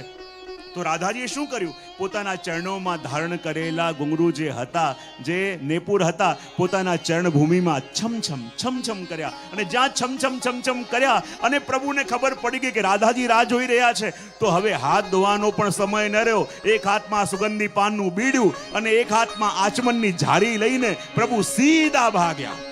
ઉઠ્યાનું પૂરને નાદજી, ઉઠ્યાનો પૂરને નાદજી. અને જ્યાં રાધાજીએ છમછમ છમછમ કર્યું અને એ નુપુરનો અવાજ પ્રભુને સંભળાયો અને પ્રભુ કહે કે શ્રી રાધાજી પધારી ગયા છે. એમને અવેર થતી હશે અને ભાગ્યા પ્રભુ. અને કહે કે જ્યારે પ્રભુ પહોંચ્યા છે તો પ્રભુના શયનનું વર્ણન કરતા 16મા કડીના અંદર ગોપાલદાસજી કહે છે કે પ્રભુ પહોંચે એનો મતલબ શું? સકળ વ્રજમાં પોડિયાવાનો વિવિધ રસ સુખદાનજી. એ લીલા મારે મન વસો જે ભક્ત માગે માનજી, ભક્ત માગે માનજી, ભક્ત માગે માનજી. શ્રી વિઠ્ઠલ દ્વિજ રૂપ તમારી લીલા એની પેરે જાજીજી. ઓળવે કેમ ચાલશે જે પ્રીત અમશું બાજીજી, પ્રીત અમશું બાજીજી, પ્રીત અમશું બાજીજી. સકલ વ્રજમાં પહોળિયા. પ્રભુના શયનનો ક્રમ શું છે? આપણે ત્યાં કહેવાય ને, જ્યારે પ્રભુને પોઢાવતા હોઈએ તો પ્રભુના બધા વસ્ત્ર શૃંગાર વડા થઈ જાય. આપણને લાગે કે પ્રભુને વસ્ત્રમાં કેમ ના પોઢાવાય? તો જુઓ, આ ઠાકોરજીને આપણે પોઢાયા એટલે આપણી સેવાનો સમય પૂર્ણ થયો. હવે વ્રજભક્તોની સેવાનો સમય પ્રારંભ થયો. આપણા ભાવના ધરાવેલા વસ્ત્ર શૃંગાર આપણે વડા કર્યા, ત્યારે હવે જે વ્રજભક્તો સેવા કરવા આવશે એ એમના ભાવના વસ્ત્ર અને શૃંગાર પ્રભુને ધરાવશે. જો આપણા ધરાવેલા વસ્ત્ર ધરાવેલા હોય તો પછી વ્રજભક્તો એમના ભાવના કેવી રીતે ધરાવી શકે? વ્રજભક્તોને શ્રમ પડે. સકળ વજમાં પહોળિયા. અને જ્યારે પ્રભુને આપણે પહોળાવી દઈએ તો આપણા ઘરની જે નિકુંજ લીલા છે એ તો ગુપ્ત થઈ, આપણને દર્શન ન થાય, પણ પ્રભુ અનેક જીવો સાથે એ વખતે પણ વિહાર કરી રહ્યા છે. આગળ કહ્યું, જ્યારે આ દર્શન ગોપાલદાસજીને થયા અને શ્રી ગોસાઈજીને કહે કે શ્રી વિઠ્ઠલ દ્વિજ રૂપ તમારી લીલા એની પેરે જાજીજી. પ્રભુ આપ સામે બિરાજીને જે આ દર્શન કરાવી રહ્યા છો એ કોઈ ઓરની નહીં, એ આપની જ લીલા છે. હે પ્રભુ, આ આપની નિત્ય લીલા છે કે જેનો દર્શનનો અધિકાર આપે મને આપ્યો, જેની યોગ્યતા આપે મને આપી.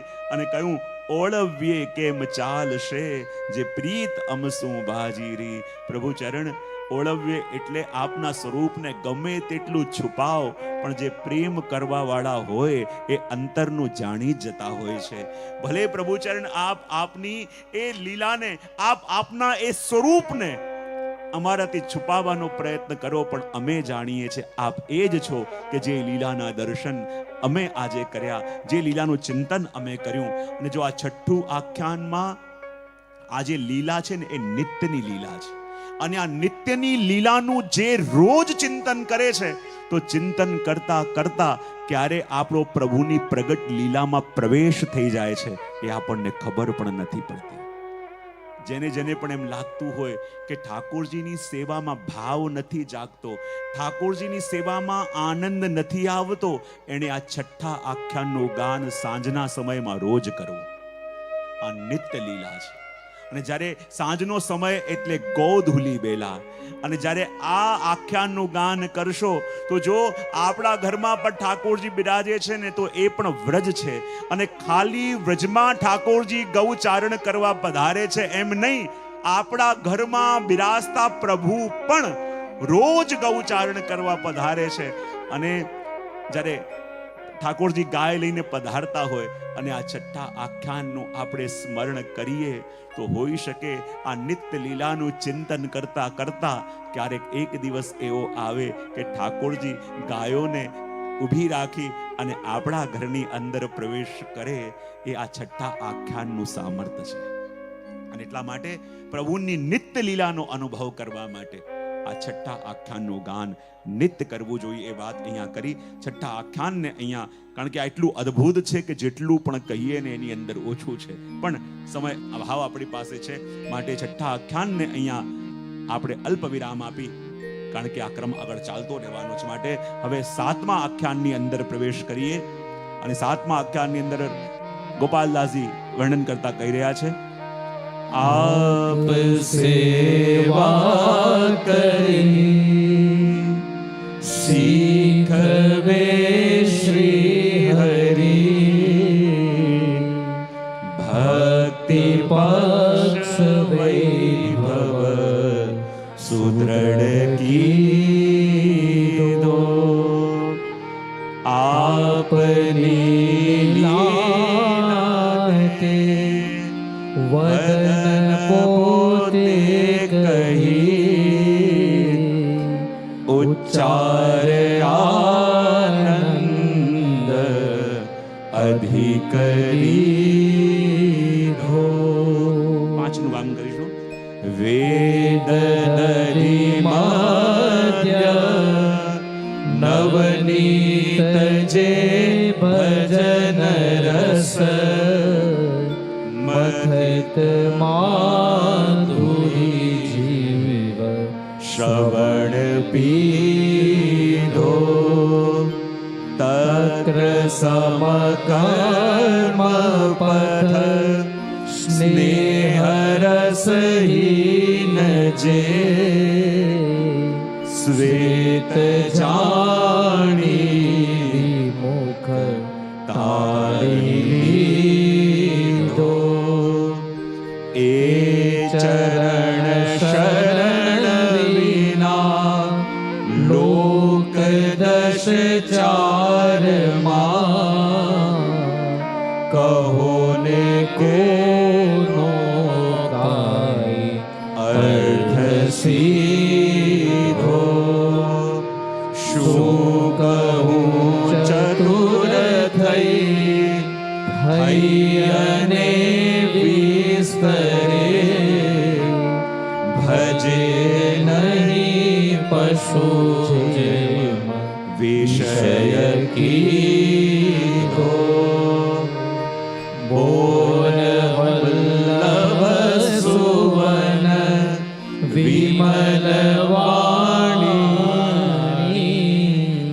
જેની ગતિ બ્રહ્માદિવ દેવે ન જાણી ગૂઢ રસ તત્વ જે વેદની વાણી જે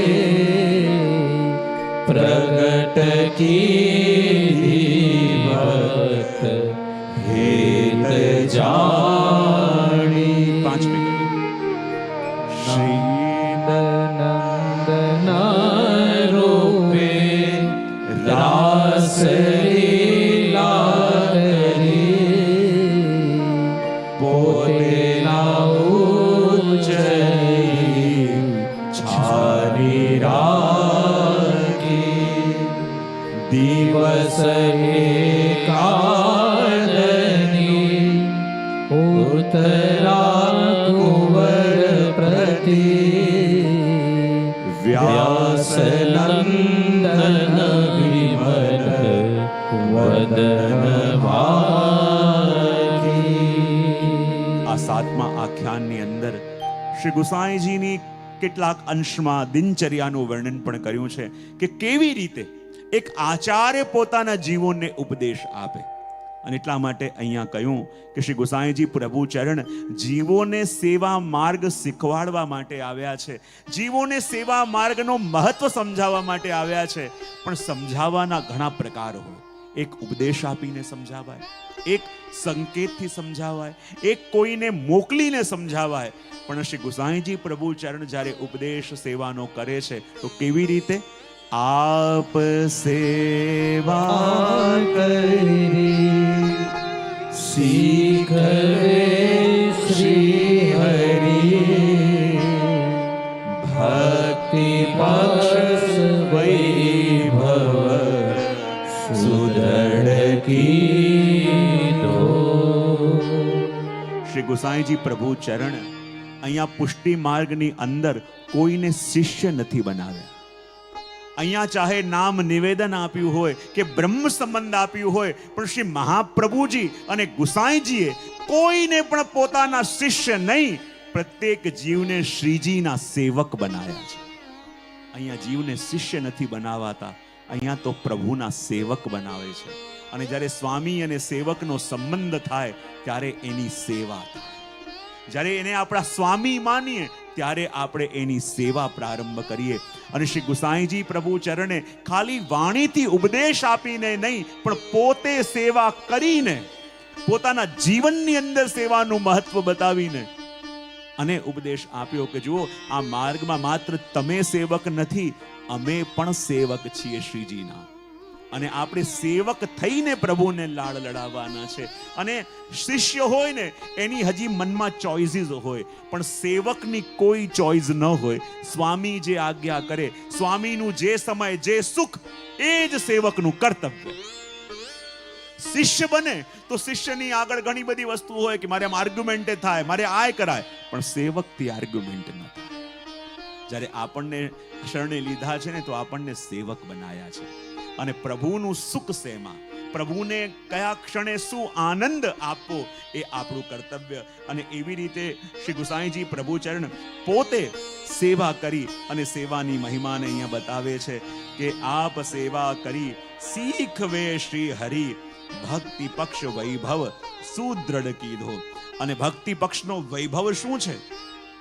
પ્રભુને પોતાના સર્વ સમર્પણ કરીને લાડ લડાવા, પોતાના સુખથી પણ વિશેષ પ્રભુના સુખનો વિચાર આવે ત્યારે એ ભક્તિનો વૈભવ કહેવાય. આ માર્ગમાં શ્રી મહાપ્રભુજીએ કરેલી આજ્ઞા અને શ્રી ગુસાઈજી બતાવેલી રીતિ અને પ્રીતિ પ્રમાણે પ્રભુની સેવા થાય, એ ભક્તિ માર્ગનો, ભક્તિ પક્ષનો વૈભવ છે. અને એ આપે સુદૃઢ કર્યો. શ્રી ગુસાઈજી પ્રભુ ચરણ પણ વિચાર કરો કે એકવાર નવનીત પ્રિયાજીને રાજભોગની અંદર નાનકડું ઘાસનું તણકલું આવી ગયું.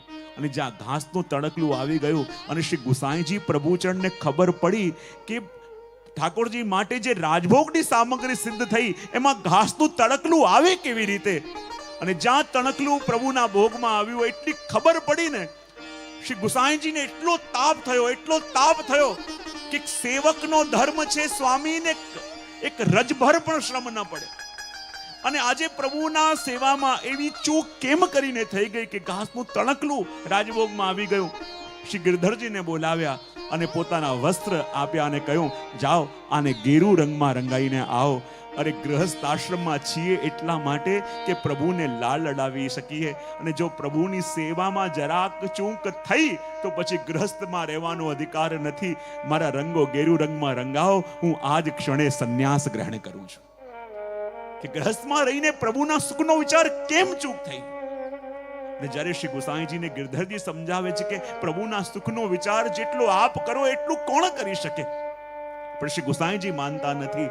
ત્યારે નવનીત પ્રિયાજી પણ પોતાના જગુલી અને ટોપી લઈને આવ્યા અને ગિરધરજીને આપતા કહે કે જો કાકાજી સંન્યાસ લેશે તો મારી આ જબલી અને ટોપી, જગુલી ટોપીને પણ આપ ગેરુ રંગમાં રંગાઈ દો.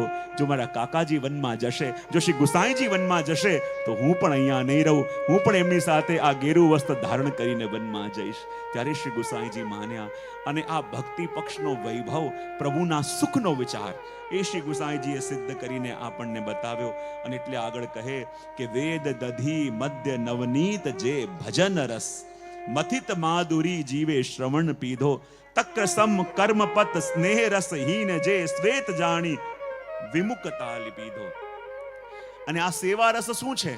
પ્રભુની સેવા કરવી એ વેદોનો પણ સાર છે, શાસ્ત્રોનો પણ સાર છે. કારણ કે જ્યાં જ્યાં પણ ભજન શબ્દ છે, ભજ સેવાયામ, જ્યાં જ્યાં પણ ભજન શબ્દ છે એ ભજન ભગવત સેવાના અર્થમાં છે. અને વેદનું મંથન કરીને આ સેવા માર્ગ આપે પ્રકટ કર્યો. જો જેવી રીતે છાછમાંથી મંથન કરીને માખણ કાઢવામાં આવે, અને જ્યારે છાછનું મંથન કરી માખણ કાઢવામાં આવ્યું તો માખણ પણ સફેદ અને બાકી રહેલી છાછનો રંગ પણ કેવો?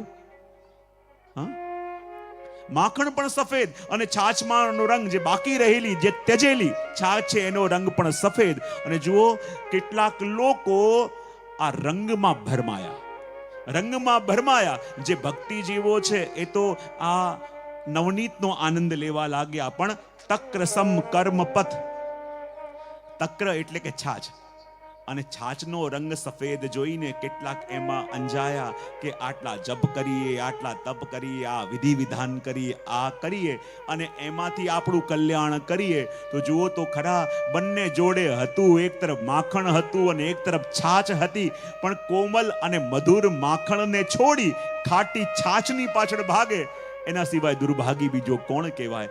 એ વાત ગોપાલદાસજી સમજાવે છે. ત્રીજી કડીની અંદર કહે કે એ ચરણ શરણ વિના લોક દશ ચારમાં, કહો ને કેનો કાંઈ અર્થ સીધો, શું કહું ચતુર થઈ અને વિસ્તરે, ભજે નહીં પશુ જેમ વિષય કીધો. કહે કે એ પ્રભુના ચરણોનું ગ્રહણ કરી એની સેવા જેણે નથી કરી, જેને મળવા માટે આ જીવ જગતમાં આવ્યો છે, એને અહીંયા આવીને યદી ભજ્યા નથી, એની સેવા કરી નથી, અને હું બહુ મોટો જ્ઞાની, હું બહુ મોટો જાણકાર, મને બધું આવડે એમ જ્ઞાની થઈને બધે ફરે તો છે, પણ જો પ્રભુથી વિમુખ છે, હજી પ્રભુની સેવામાં હાથ પવિત્ર એણે કર્યા નથી, તો પછી આ જ્ઞાનનો શું ફાયદો? આ જ્ઞાનનો શું લાભ? જ્યાં સુધી શીખેલું અને રટેલું જ્ઞાન આચરણમાં ન આવે ત્યાં સુધી એનો કોઈ મોલ નથી. અને ભગવત સેવા શું છે? શીખેલા જાણેલા જ્ઞાનનું આચરણ, એને કહેવાય ભગવત સેવા. અને કહું કે ભલે ચતુર થઈને જાય પણ એ પશુવત જીવન જીવી રહ્યો છે, વાત અહીંયા કરી. પછી કહું બોલ વલ્લભ સુવન વિમલ વાણી, જયની ગતિ બ્રહ્માદિક દેવે ન જાણી, ગૂઢ રસ તત્વ જે વેદ ની વાણીને પ્રગટ કીધી ભક્ત હેત જાણીને. અને કહે છે કે શ્રી વલ્લભ સુવન, શ્રી ગુસાઈજી પ્રભુ ચરણના જે ગ્રંથો છે, અને શ્રી ગુસાઈજીની વાણી અને એમના ગ્રંથો, એ બંને એમની વાણી છે, વચનામૃતો અને આપના દ્વારા રચિત ગ્રંથો. મને ખ્યાલ છે બહુ વર્ષો પહેલા એક કોઈ વૈષ્ણવ મારી પાસે આવ્યા હતા અને કહેતા હતા કે જે મારે કોઈ સારો ગ્રંથ ભણવો છે, અને કોઈ શ્રી ગુસાઈજી પ્રભુચરણનો સારો ગ્રંથ હોય પણ એ ગ્રંથ સંસ્કૃતમાં છે, અઘરો છે, પણ મારી ઈચ્છા છે કે મારે એનો અભ્યાસ કરવો છે. ત્યારે અમારા એક બહુ પરિચિત અમારા કોલેજના કોઈ સંસ્કૃતના પ્રોફેસર હતા, અમે પણ થોડો એની પાસે અભ્યાસ કરેલો હતો, તો એ વેદાંતી હતા. એટલે મેં એમને કહું કે બહુ સારા સંસ્કૃતના વિદ્વાન છે, વ્યાકરણમાં બહુ જ પ્રકાંડ વિદ્વાન છે, તમે એમની પાસે આ ગ્રંથ લઈને જાઓ, તમને ભણાવશે. અને જ્યારે એ વૈષ્ણવ ગ્રંથ લઈને એમની પાસે ભણવા ગયા, 1 મહિનો ભણ્યા, જે ભણવા ગયા એને બહુ ફરક ન પડ્યો, પણ જે વિદ્વાન હતા મારી પાસે આવીને એવા દ્રવિત થઈ ગયા કે જે શ્રી ગુસાઈજીના ઓર ગ્રંથો હોય તો મને પધરાવજો. આ જ્યારે ગ્રંથોનું દર્શન કર્યું અને મારું મન એવું દ્રવિત થયું છે કે કેટલો અદ્ભુત પુષ્ટિ માર્ગ. પોતે વેદાંતી હતા પણ કહે કે હવે મારે પણ ઘરે ઠાકોરજી પધરાઈને સેવા કરવી છે.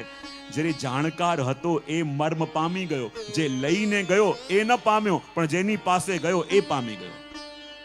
તો આ વાણી ક્યારે કોની ઉપર કઈ રીતે કૃપા કરે એ આપણે જાણતા નથી. અને એ જ વસ્તુ કહી અને આગળ 5મા કડીની અંદર કહે છે કે શ્રી નંદન રૂપે રાસ લીલા કરી, પોતે ન ઉચ્ચરી છાની રાખી, દિવસ એકાર્ધનો ઉત્તરા કુંવર પ્રતિ, વ્યાસ નંદન વિમલ બંદન વાકી. જો અહીંયા એક અદ્ભુત વાત કરી છે. જ્યારે ભાગવતમાં રાસલીલાનું વર્ણન આવે છે ને, સાંભળ્યું છે ને બધા, ભાગવતમાં રાસલીલાનું વર્ણન આવે છે ત્યારે પ્રભુએ કેટલા મહિનાની રાત્રિ કરીને રાસ કરી હતી? 6 મહિનાની રાત્રિ કરી અને રાસલીલા કરી હતી. અને જો રાસલીલા એટલે ઘણીવાર આપણને લાગતું હોય છે કે ઠાકોરજી અને સ્વામીજી ગોપીઓએ નૃત્ય કર્યું એને જ રાસ કહેવાય. ઠાકોરજીની રાસલીલાની અંદર હોરી લીલા આવી જાય, દાન લીલા આવી જાય, માન લીલા આવી જાય. જેટલી પણ ગૂઢ રસાત્મક લીલાઓ છે ને એ બધાનો વિનિયોગ રાસલીલામાં છે. તો આપણને લાગે ભાગવતમાં એ બધું વર્ણન નથી. ભાગવતમાં તો ખાલી રાસલીલાના અંદર પ્રભુનું અને ગોપીજનોના નૃત્યનું વર્ણન છે. તો અહીંયા ગોપાલદાસજી જો કેટલી અદ્ભુત વાત કહે છે. ગોપાલદાસજી કહે છે નંદ નંદન રૂપે રાસ લીલા કરી, પોતે ના ઉચ્ચરી છાની રાખી. બોલે કેમ? કે જ્યારે સુખદેવજી મહારાજ રાસલીલાની કથા પરીક્ષિતને કહેવા જતા હતા, હજી તો રાસનો પ્રારંભ કર્યો કે ભગવાને વેણુનાદ કર્યો અને ગોપીઓ પોતાનું ઘર બાર પરિવાર છોડી ભાગતી ભાગતી પ્રભુની પાસે આવી. ત્યાં જ પરીક્ષિતને પ્રશ્ન થયો, પરીક્ષિતને સંશય થયો કે જેવી રીતે કોઈ લૌકિક સ્ત્રી એના પ્રિયતમને મળવા જતી હોય એવી રીતે ગોપી જઈ રહી છે, તો એમને પરમફલની પ્રાપ્તિ કેમ કરીને થઈ? અને સુખદેવજી સાવધાન થઈ ગયા. હજી તો ગોપીઓ આવી છે અને પરીક્ષિતને સંશય થયો કે હજી કોઈ બ્રહ્મભાવ છે નહીં તો પ્રભુએ પરમફલ કેમ આપ્યું? યાની આગળની લીલાનો અધિકાર આનો નથી. અને એમ કહેવાય કે જે 6 મહિનાની રાત્રિ કરીને પ્રભુએ રાસલીલા કરી, શ્રીમદ ભાગવતજીની અંદર જે વર્ણન છે એ 6 મહિનાની રાત્રિમાંથી માત્ર એક જ રાત્રિની લીલાનું વર્ણન છે. અને બાકીની લીલાઓને સુખદેવજીએ ગૂઢ રાખી દીધી, છુપાવી દીધી. બોલે કેમ? કારણ કે હજી તો ગોપીજનો આવ્યા અને એને સંશય થયો તો આગળ જે રસમય લીલા છે એ જાણશે કેવી રીતે? અને જે લીલાઓ સુખદેવજીએ સંતાડી દીધી પછી લીલાઓ આગળ પ્રગટી કઈ રીતે? બોલે જ્યારે આપણા અષ્ટછાપ ભગવદીઓ ભૂતલમાં આવ્યા અને આ અષ્ટછાપ ભગવદીઓ કોણ કહેવાય? કીર્તનિયા. કીર એટલે સુખ અને સુખદેવજીની પરંપરાને આગળ વધારવા માટે આવ્યા, માટે એને આપણે ત્યાં કીર્તનિયા કહેવાય. કીર એટલે સુખ. અને જે સુખદેવજીએ લીલાઓને સંતાડી એ દાન લીલા, માન લીલા, હોરી લીલા, એ બધી લીલાઓને આપણા અષ્ટછાપ ભગવદીઓએ પ્રગટ કરી. અને એટલે તો કહ્યું દિવસ એકાર્ધનો ઉત્તરા કુંવર પ્રતિ, એ એક રાત્રિની લીલા આપે પરીક્ષિતને કહી અને બાકીની લીલા સુખદેવજીના પરંપરામાં સંતાડી. અને આગળ 7, 8, 9, 10 ગાન આપણે કરીશું. એ પ્રભુ રસ પુંજ તે ભુવનમાં કરી, ભાગ્યહીન જીવ જેને કણિકા ન ચાખી, તેને દેવ ઉપર રયાધિકાર બોલે, મંદ મતે કહી અને નિંદા ન જાખી, વિબુધવાન છે વાસ વસુમતે ઉપરે, શ્રી વલ્લભ કુંવરની ટહેલ કરવા, ઘોષની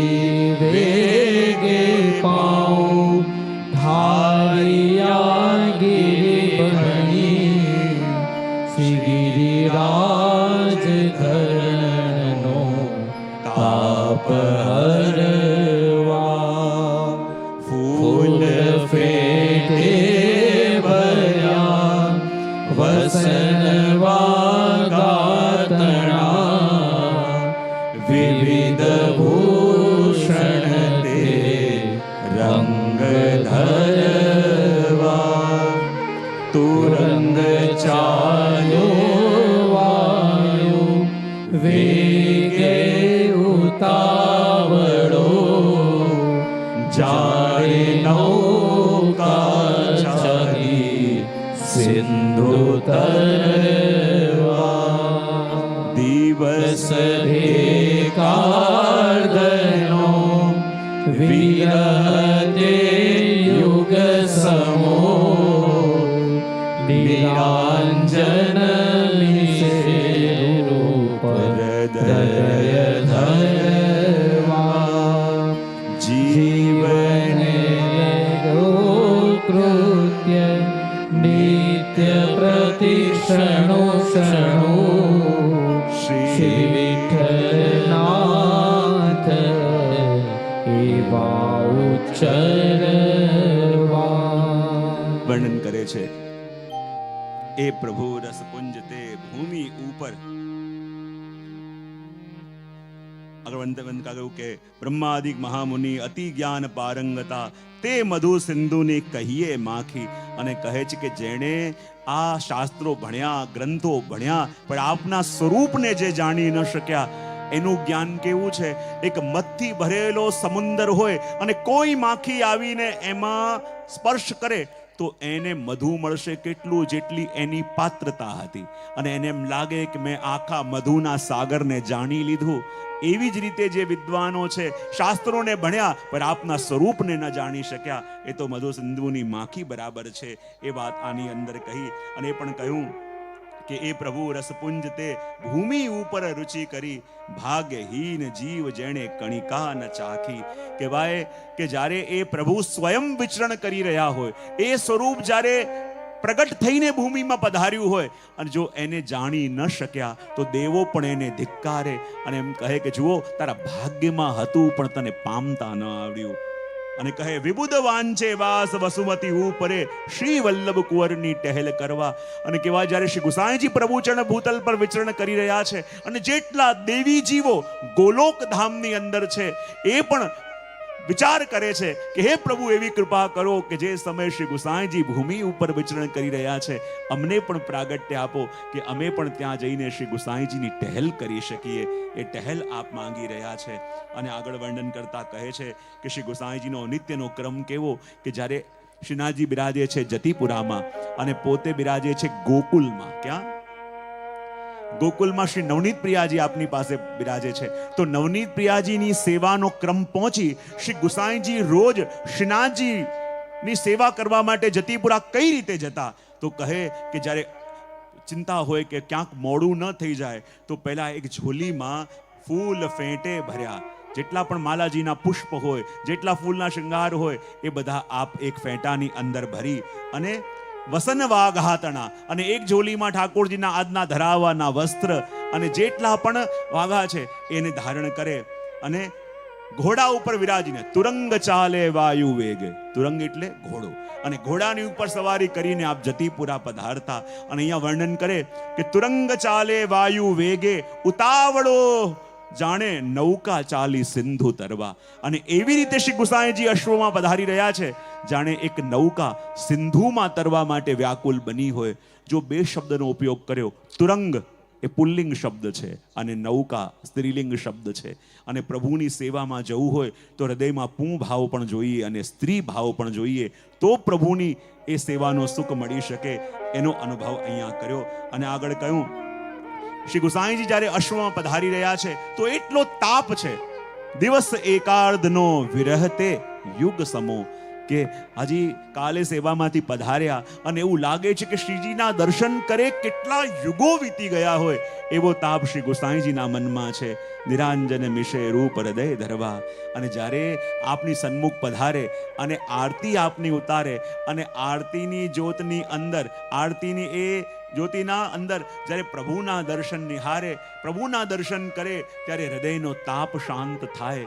એવી રીતે આપ પોતાના હૃદયને તાપ શાંત કરે છે અને કહે છે, બેઉ રૂપ બેઉ એક તે ભિન્ન થઈ વિસ્તરે. જ્યારે શ્રી ગુસાઈજી પ્રભુ શ્રીજીની સેવા કરે છે તો છે એક જ સ્વરૂપ, પણ એક જ સ્વરૂપ બે રૂપે વિચરણ કરે છે. ને જુઓ તો ખરા આ શ્રીનાથજીનો અને શ્રી ગુસાઈજીનો સ્નેહ કેવો છે. જેવો તાપ શ્રીજીને ગુસાઈજી માટે, એવો જ તાપ શ્રી ગુસાઈજીને શ્રીજી માટે. એક કડીમાં આપણે શ્રવણ કરીએ કે એસી પ્રીત કબહુ ન દેખી, જૈસી યશુમતી સુત શ્રી વલ્લભ સુત જૈસી.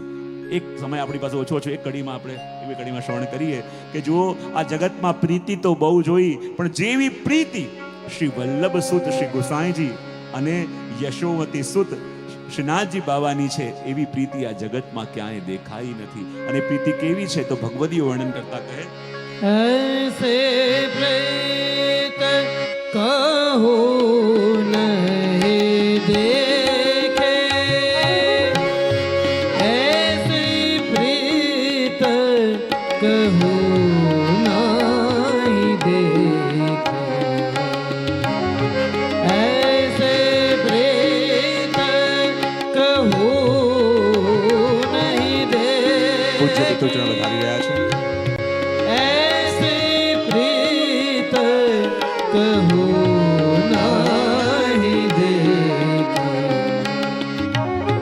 यशोमती सूत श्री बोलिए श्री वल्लभ वल्लभ। सुत जैसे. बोलो श्री वल्लभाधीश की जय.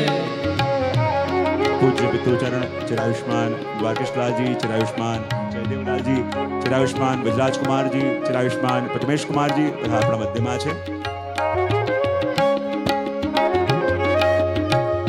यशोमती सूत श्री वल्लभ सुत जैसे, शेष सहस्र मुख जात न लेके,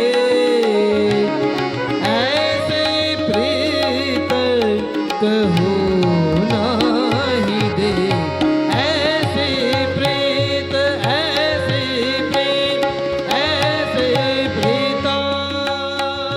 ગોવિંદ અહીંયા ભગવદીઓ વર્ણન કરે છે. જુઓ તો ખરા આ જગતમાં પ્રીત બહુ જોઈ, પ્રીતના ગુણગાનો પણ બહુ સાંભળ્યા, પણ જેવી પ્રીત શ્રી વલ્લભ સુત અને જેવી પ્રીત શ્રી યશોમતી સુતની છે એવી પ્રીત આજ સુધી ક્યારે પણ જોઈ નથી. કારણ કે આખા દિવસનો સેવાક્રમ પહોંચી જ્યારે શ્રી ગુસાઈજીને પાછા ગોકુળ જવાનો સમય થાય અને શ્રી ગુસાઈજીનું હૃદય ભરાવા લાગે, શ્રી ગુસાઈજીની આંખોમાં અશ્રુ આવવા લાગે. અને તાપ એટલા માટે નથી કે હું શ્રીનાથજીથી દૂર જઈ રહ્યો છું, એ તાપ તો છે જ, પણ એનાથી પણ વધારે પીડા એ વાતની છે કે જ્યારે હું શ્રીજીને મૂકીને જઈશ તો શ્રીનાથજીનું હૃદય એટલું કોમળ છે, એટલું કોમળ છે કે મારો તાપ કેમ કરીને સહન કરશે. અને જ્યારે ગોકુળ જવાનો સમય આવે અને શ્રી ગુસાઈજી પ્રભુ ચરણ આજ્ઞા માંગ ચલે શ્રી ગોકુલ, ફિર ફિર ઝાંક ઝરોકન પેંખી.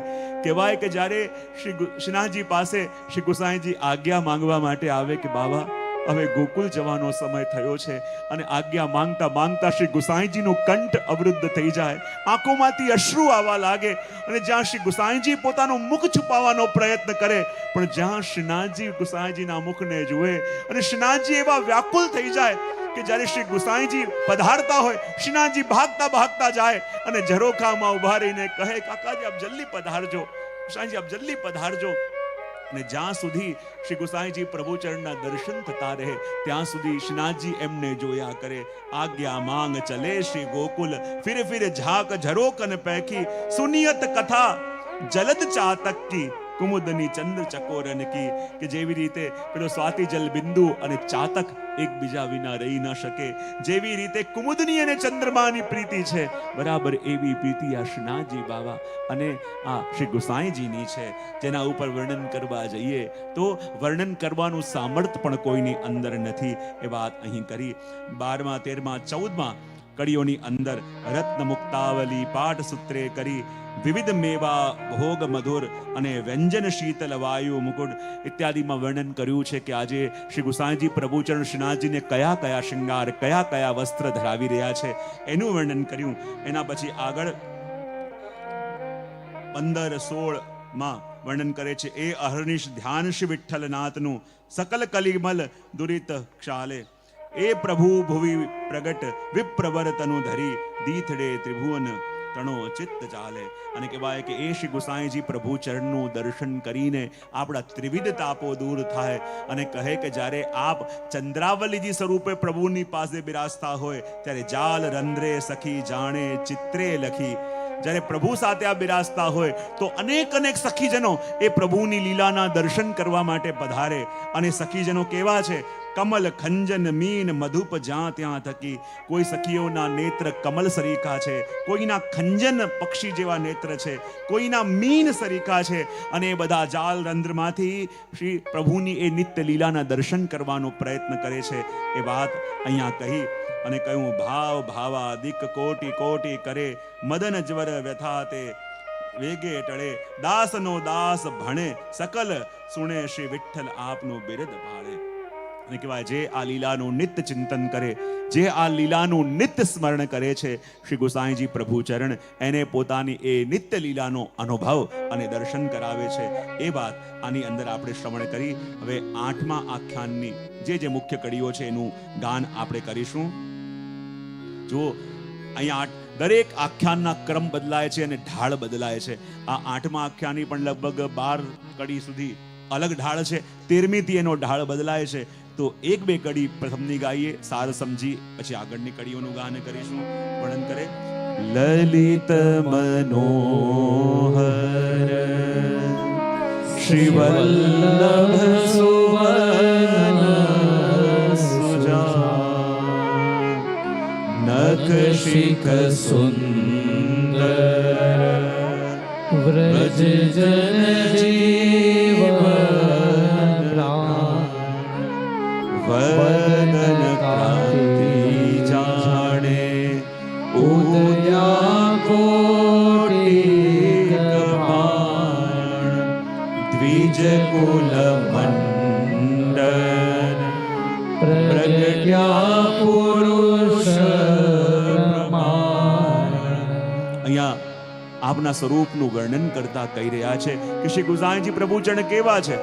લલિત મનોહર શ્રી વલ્લભ સુવન સુજાન. આપશ્રીનું સ્વરૂપ કેવું છે? લલિત. અને આપનું સ્વરૂપ કેવું છે? લલિત એટલે નિત નવીન, અલગ અલગ ભાવોથી યુક્ત. અને કેવા છે આપ શ્રી ગુસાઈજી પ્રભુચરણ? લલિત મનોહર, મનને હરવા વાળા અને નિજજનોના મનને હરી લે છે. જેણે નાગજી ભટ્ટના મનને પણ હર્યું, જેણે પોતાના નિજજનોના મનને હર્યું, એવા આપ મનોહર પણ છો. અને આપ કેવા છો? લલિત મનોહર શ્રી વલ્લભ સુવન સુજાન. કે આપ શ્રી પોતાના નિજજનોના એ સાચા અર્થમાં સર્વસ્વ છો. નકશિક સુંદર વ્રજ જીવન વજના જન જીવન પ્રાણ. કહે કે નકશિક સુંદર છો અને જે વ્રજવાસીઓ છે, જે નિત્ય લીલાના જીવો છે, એના પ્રાણ રૂપ છો.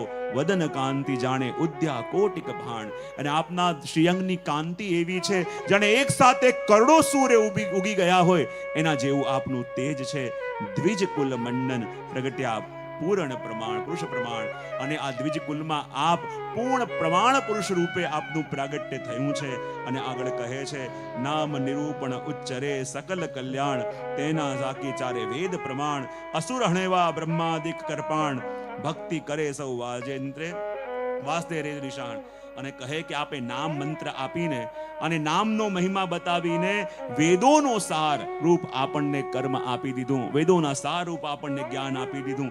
અને જે આસુરો છે, જે આસુરી જીવો છે, એને હણવા માટે આપણને બ્રહ્મવાદ રૂપી શસ્ત્ર હાથમાં આપ્યું છે કે જેના દ્વારા આપણે આ પોતાના માર્ગની સ્વરૂપની રક્ષા કરી શકી. એ વાત આની અંદર કહી અને આગળ કહ્યું ચરણ ચાકડી વંદે રાણો રાણ સરસ થયા તે હૂતા પ્રેત પાષાણ.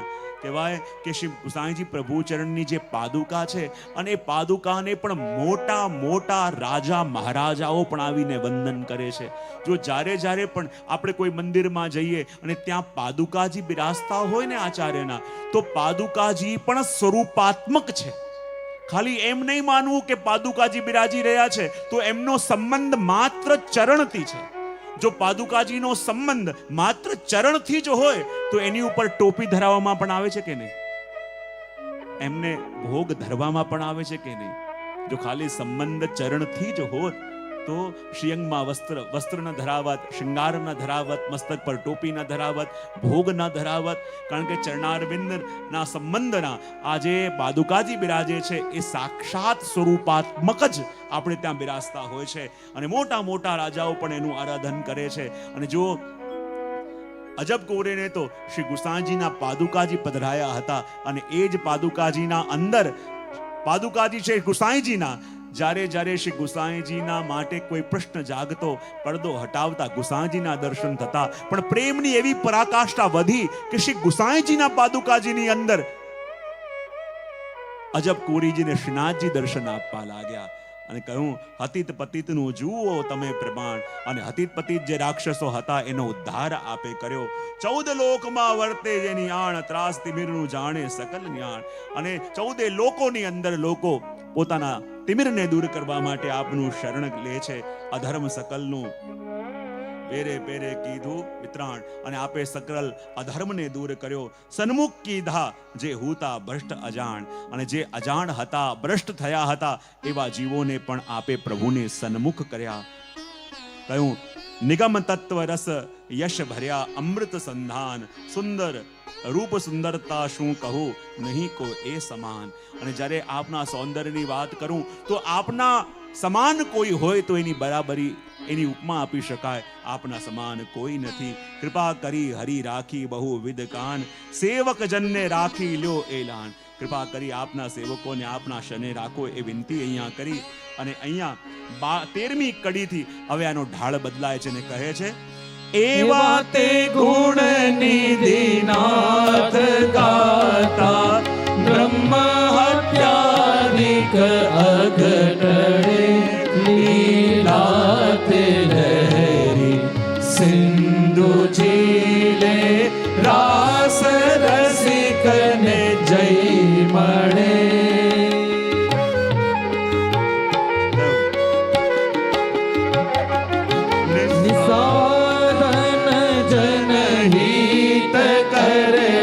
શ્રીનાથ વિઠ્ઠલ આવ્યા, વ્રજ માતે મલપતાતે, વ્રજ સખી મન ભાવિયા.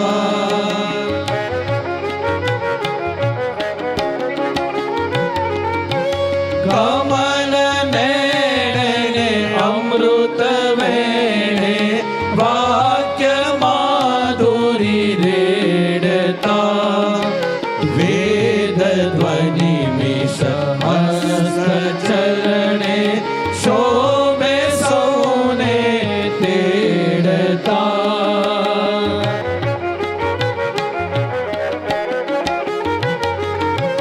ભાતિ ભાતિ લીલા કરે પ્રભુ, સાથે સ્વરૂપ સોહામણા. એક એકથી અધિક શોભા, વ્રજ સખીને ભાવણા.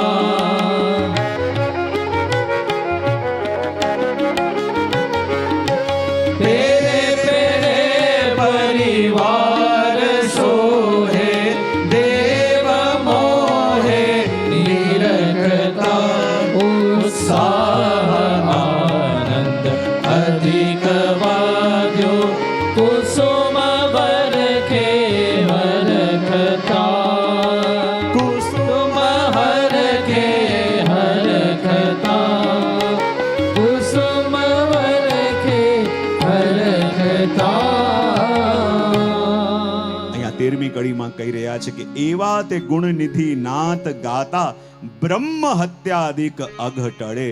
કે એવા શ્રી ગુસાઈજી પ્રભુ ચરણ એમના ગુણોનું વર્ણન કરતા કરતા વજ્રલેપ જેવા અને એવા એવા અપરાધો હોય કે જેનો કોઈ પ્રાયશ્ચિત થઈ શકતો ન હોય, એવા અપરાધોનું પ્રાયશ્ચિત પણ શ્રી ગુસાઈજીનું નામ લેવાથી થઈ જાય.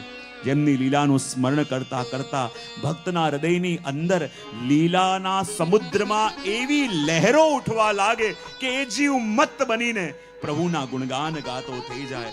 જેવી રીતે સમુદ્રની લહેરો એક સમાન નથી હોતી, એમાં અનેક પ્રકારની લીલાની લહેરો જીવનના હૃદયમાં ઉઠવા લાગે જ્યારે શ્રી ગુસાઈજીનું સ્મરણ કરે છે. એ વાત કરી. આગળ કહ્યું, નિસ્સાધન જનહિત કરવા શ્રીનાથ વિઠ્ઠલ આવ્યા, વજમાં તે હિંડે મલપતા તે વજ સખી મન ભાવ્યા. કે ભાઈ જીવોની ઉપર કૃપા કરવા માટે એક જ સ્વરૂપ ભિન્ન થઈને શ્રીનાથજી અને શ્રી ગુસાઈજી રૂપે ભૂતલમાં પ્રગટ્યા અને પોતાની લીલાઓ દ્વારા એમણે પોતપોતાના જે લીલા પરિકરના જીવો છે એમને શરણે લીધા.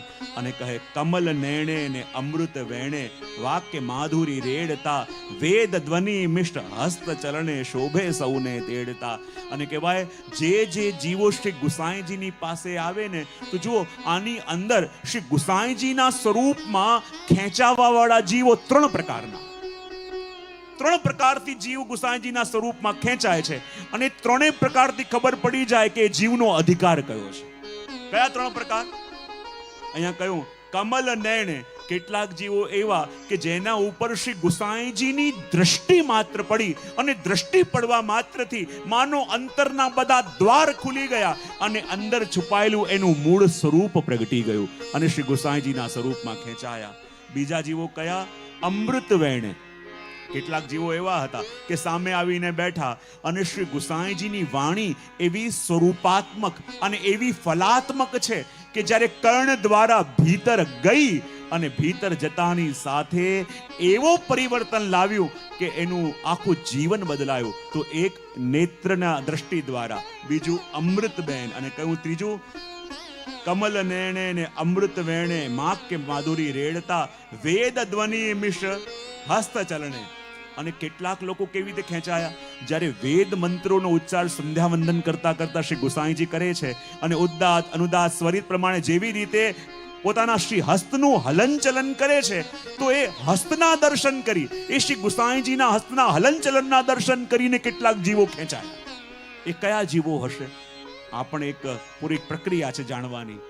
નેત્ર દ્વારા ખેંચાયા એ જીવ કયા? વાણી દ્વારા ખેંચાયા એ જીવ કયા? અને શ્રી ગુસાઈજીના જે વેદ ઉચ્ચારના, વેદ પાઠના જે હસ્તના હલનચલન છે એને જોઈને જે જીવ ખેંચાયા એ કયા? એ તો જ્યારે શ્રી ગુસાઈજી કૃપા કરશે અને ગોપાલદાસજીની વાણી જે 7 દિવસ ગાય છે એ હૃદયમાં ફલિત થશે તો એના અર્થો આપોઆપ હૃદયમાં પ્રગટ થવા લાગશે. ભાંતિ ભાંતિ લીલા કરે પ્રભુ સાતે સ્વરૂપ સોહામણા. હવે જુઓ, શ્રી ગુસાઈજી પ્રભુ ચરણનું નિજ ગ્રહ, એમાં સાતે લાલજી, સાતે સ્વરૂપો બિરાજે છે. અને સાંજના સમયમાં તમે એ હવેલીમાં દર્શન કરવા જાઓ ત્યારે શ્રી ગુસાઈજીના ઘરમાં કેવો માહોલ હોય ને! આજે પણ તમે જ્યારે જે હવેલીમાં વલ્લભકુલ બિરાજતા હો તમે જાઓ, આજે પણ તમને એવો માહોલ દેખાય. એવો માહોલ આજથી 500 વર્ષ પહેલા શ્રી ગોપાલદાસજી અનુભવ કરે છે.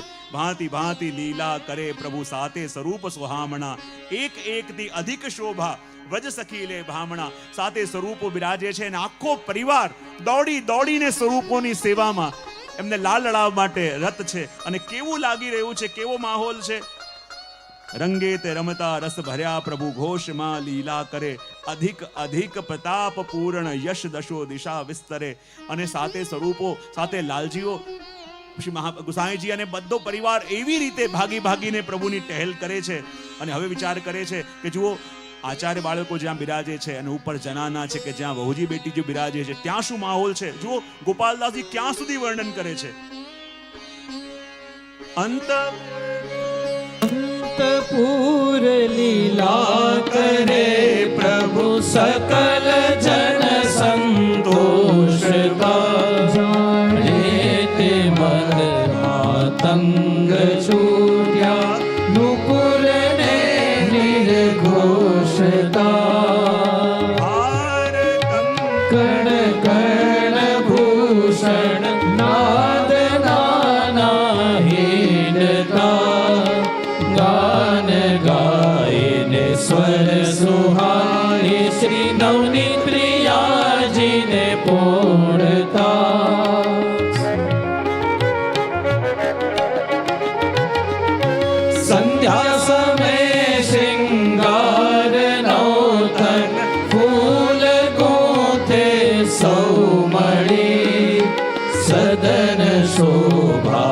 તિલકતા તે લક્ષ્મી મન પામ્યા રડી. વાસવા છે વ્રજ વસેવા એણી મેળે સુખ પામવા. શ્રી પુરુષોત્તમ ઉત્તમ વરને સમય જોઈ શિર નામવા.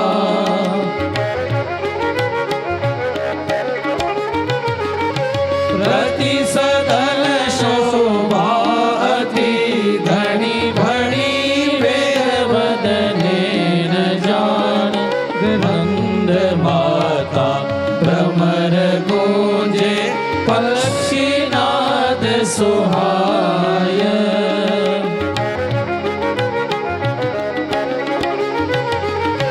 લીલાને અનુસાર કલરવ પૂંજતા દ્વિજ શોભતા. સ્વસ્વભાવ ત્યાગી ધ્યાન રાગી કોઈક ભાવે લોભતા.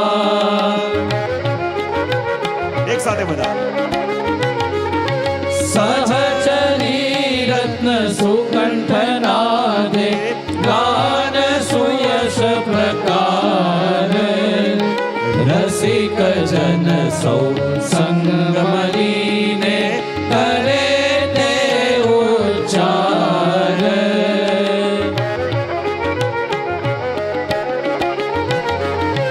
એની પેરે લીલા કરે શ્રી વલ્લભ રાજકુમાર.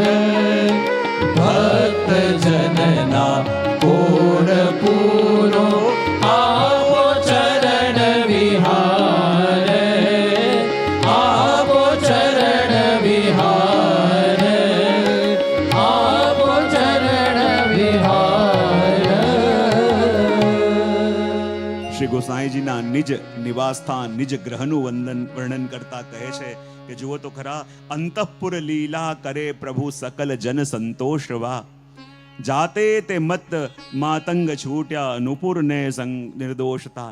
કહેવાય કે આખો પરિવાર પ્રભુની સેવામાં એવો રત છે કે જ્યાં ઠાકોરજીના કોઈ સમયની ખબર આવે અને રાહ ના જુએ, પ્રભુને ક્યાંક શ્રમ ન પડે, પ્રભુને અવેર ન થઈ જાય, જ્યાં ખબર આવે અને દોડી દોડીને બધા સેવામાં પહોંચી રહ્યા છે.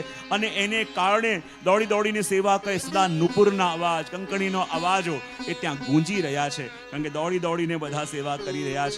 હાર કંકણ કણ ભૂષણ નાદ નાના હિંડતા. ગાન ગાય એને સ્વર સુહાવે શ્રી નવનીત પ્રિયાજીને ઓળતા. અને નવનીત પ્રિયાજીની ટહેલમાં આખો પરિવાર એવી રીતે દોડી દોડીને ટહેલ કરી રહ્યો છે. દોડી દોડી गिरधारी यमुनाजी की बलिहारी. श्री वल्लभ विठ्ठल गिरधारी यमुना जी की बलिहारी. श्री वल्लभ विठ्ठल गिरधारी यमुना जी की बलिहारी. श्री वल्लभ विठ्ठल गिरधारी यमुना जी की बलिहारी. जय यमुना श्री गोवर्धन नाथ महाप्रभु श्री विठ्ठलनाथ. जय यमुना श्री गोवर्धन नाथ महाप्रभु श्री विठ्ठलनाथ. जय यमुना श्री गोवर्धन नाथ महाप्रभु श्री विठ्ठलनाथ. जय यमुना श्री गोवर्धन नाथ महाप्रभु श्री विठ्ठलनाथ. श्री वल्लभ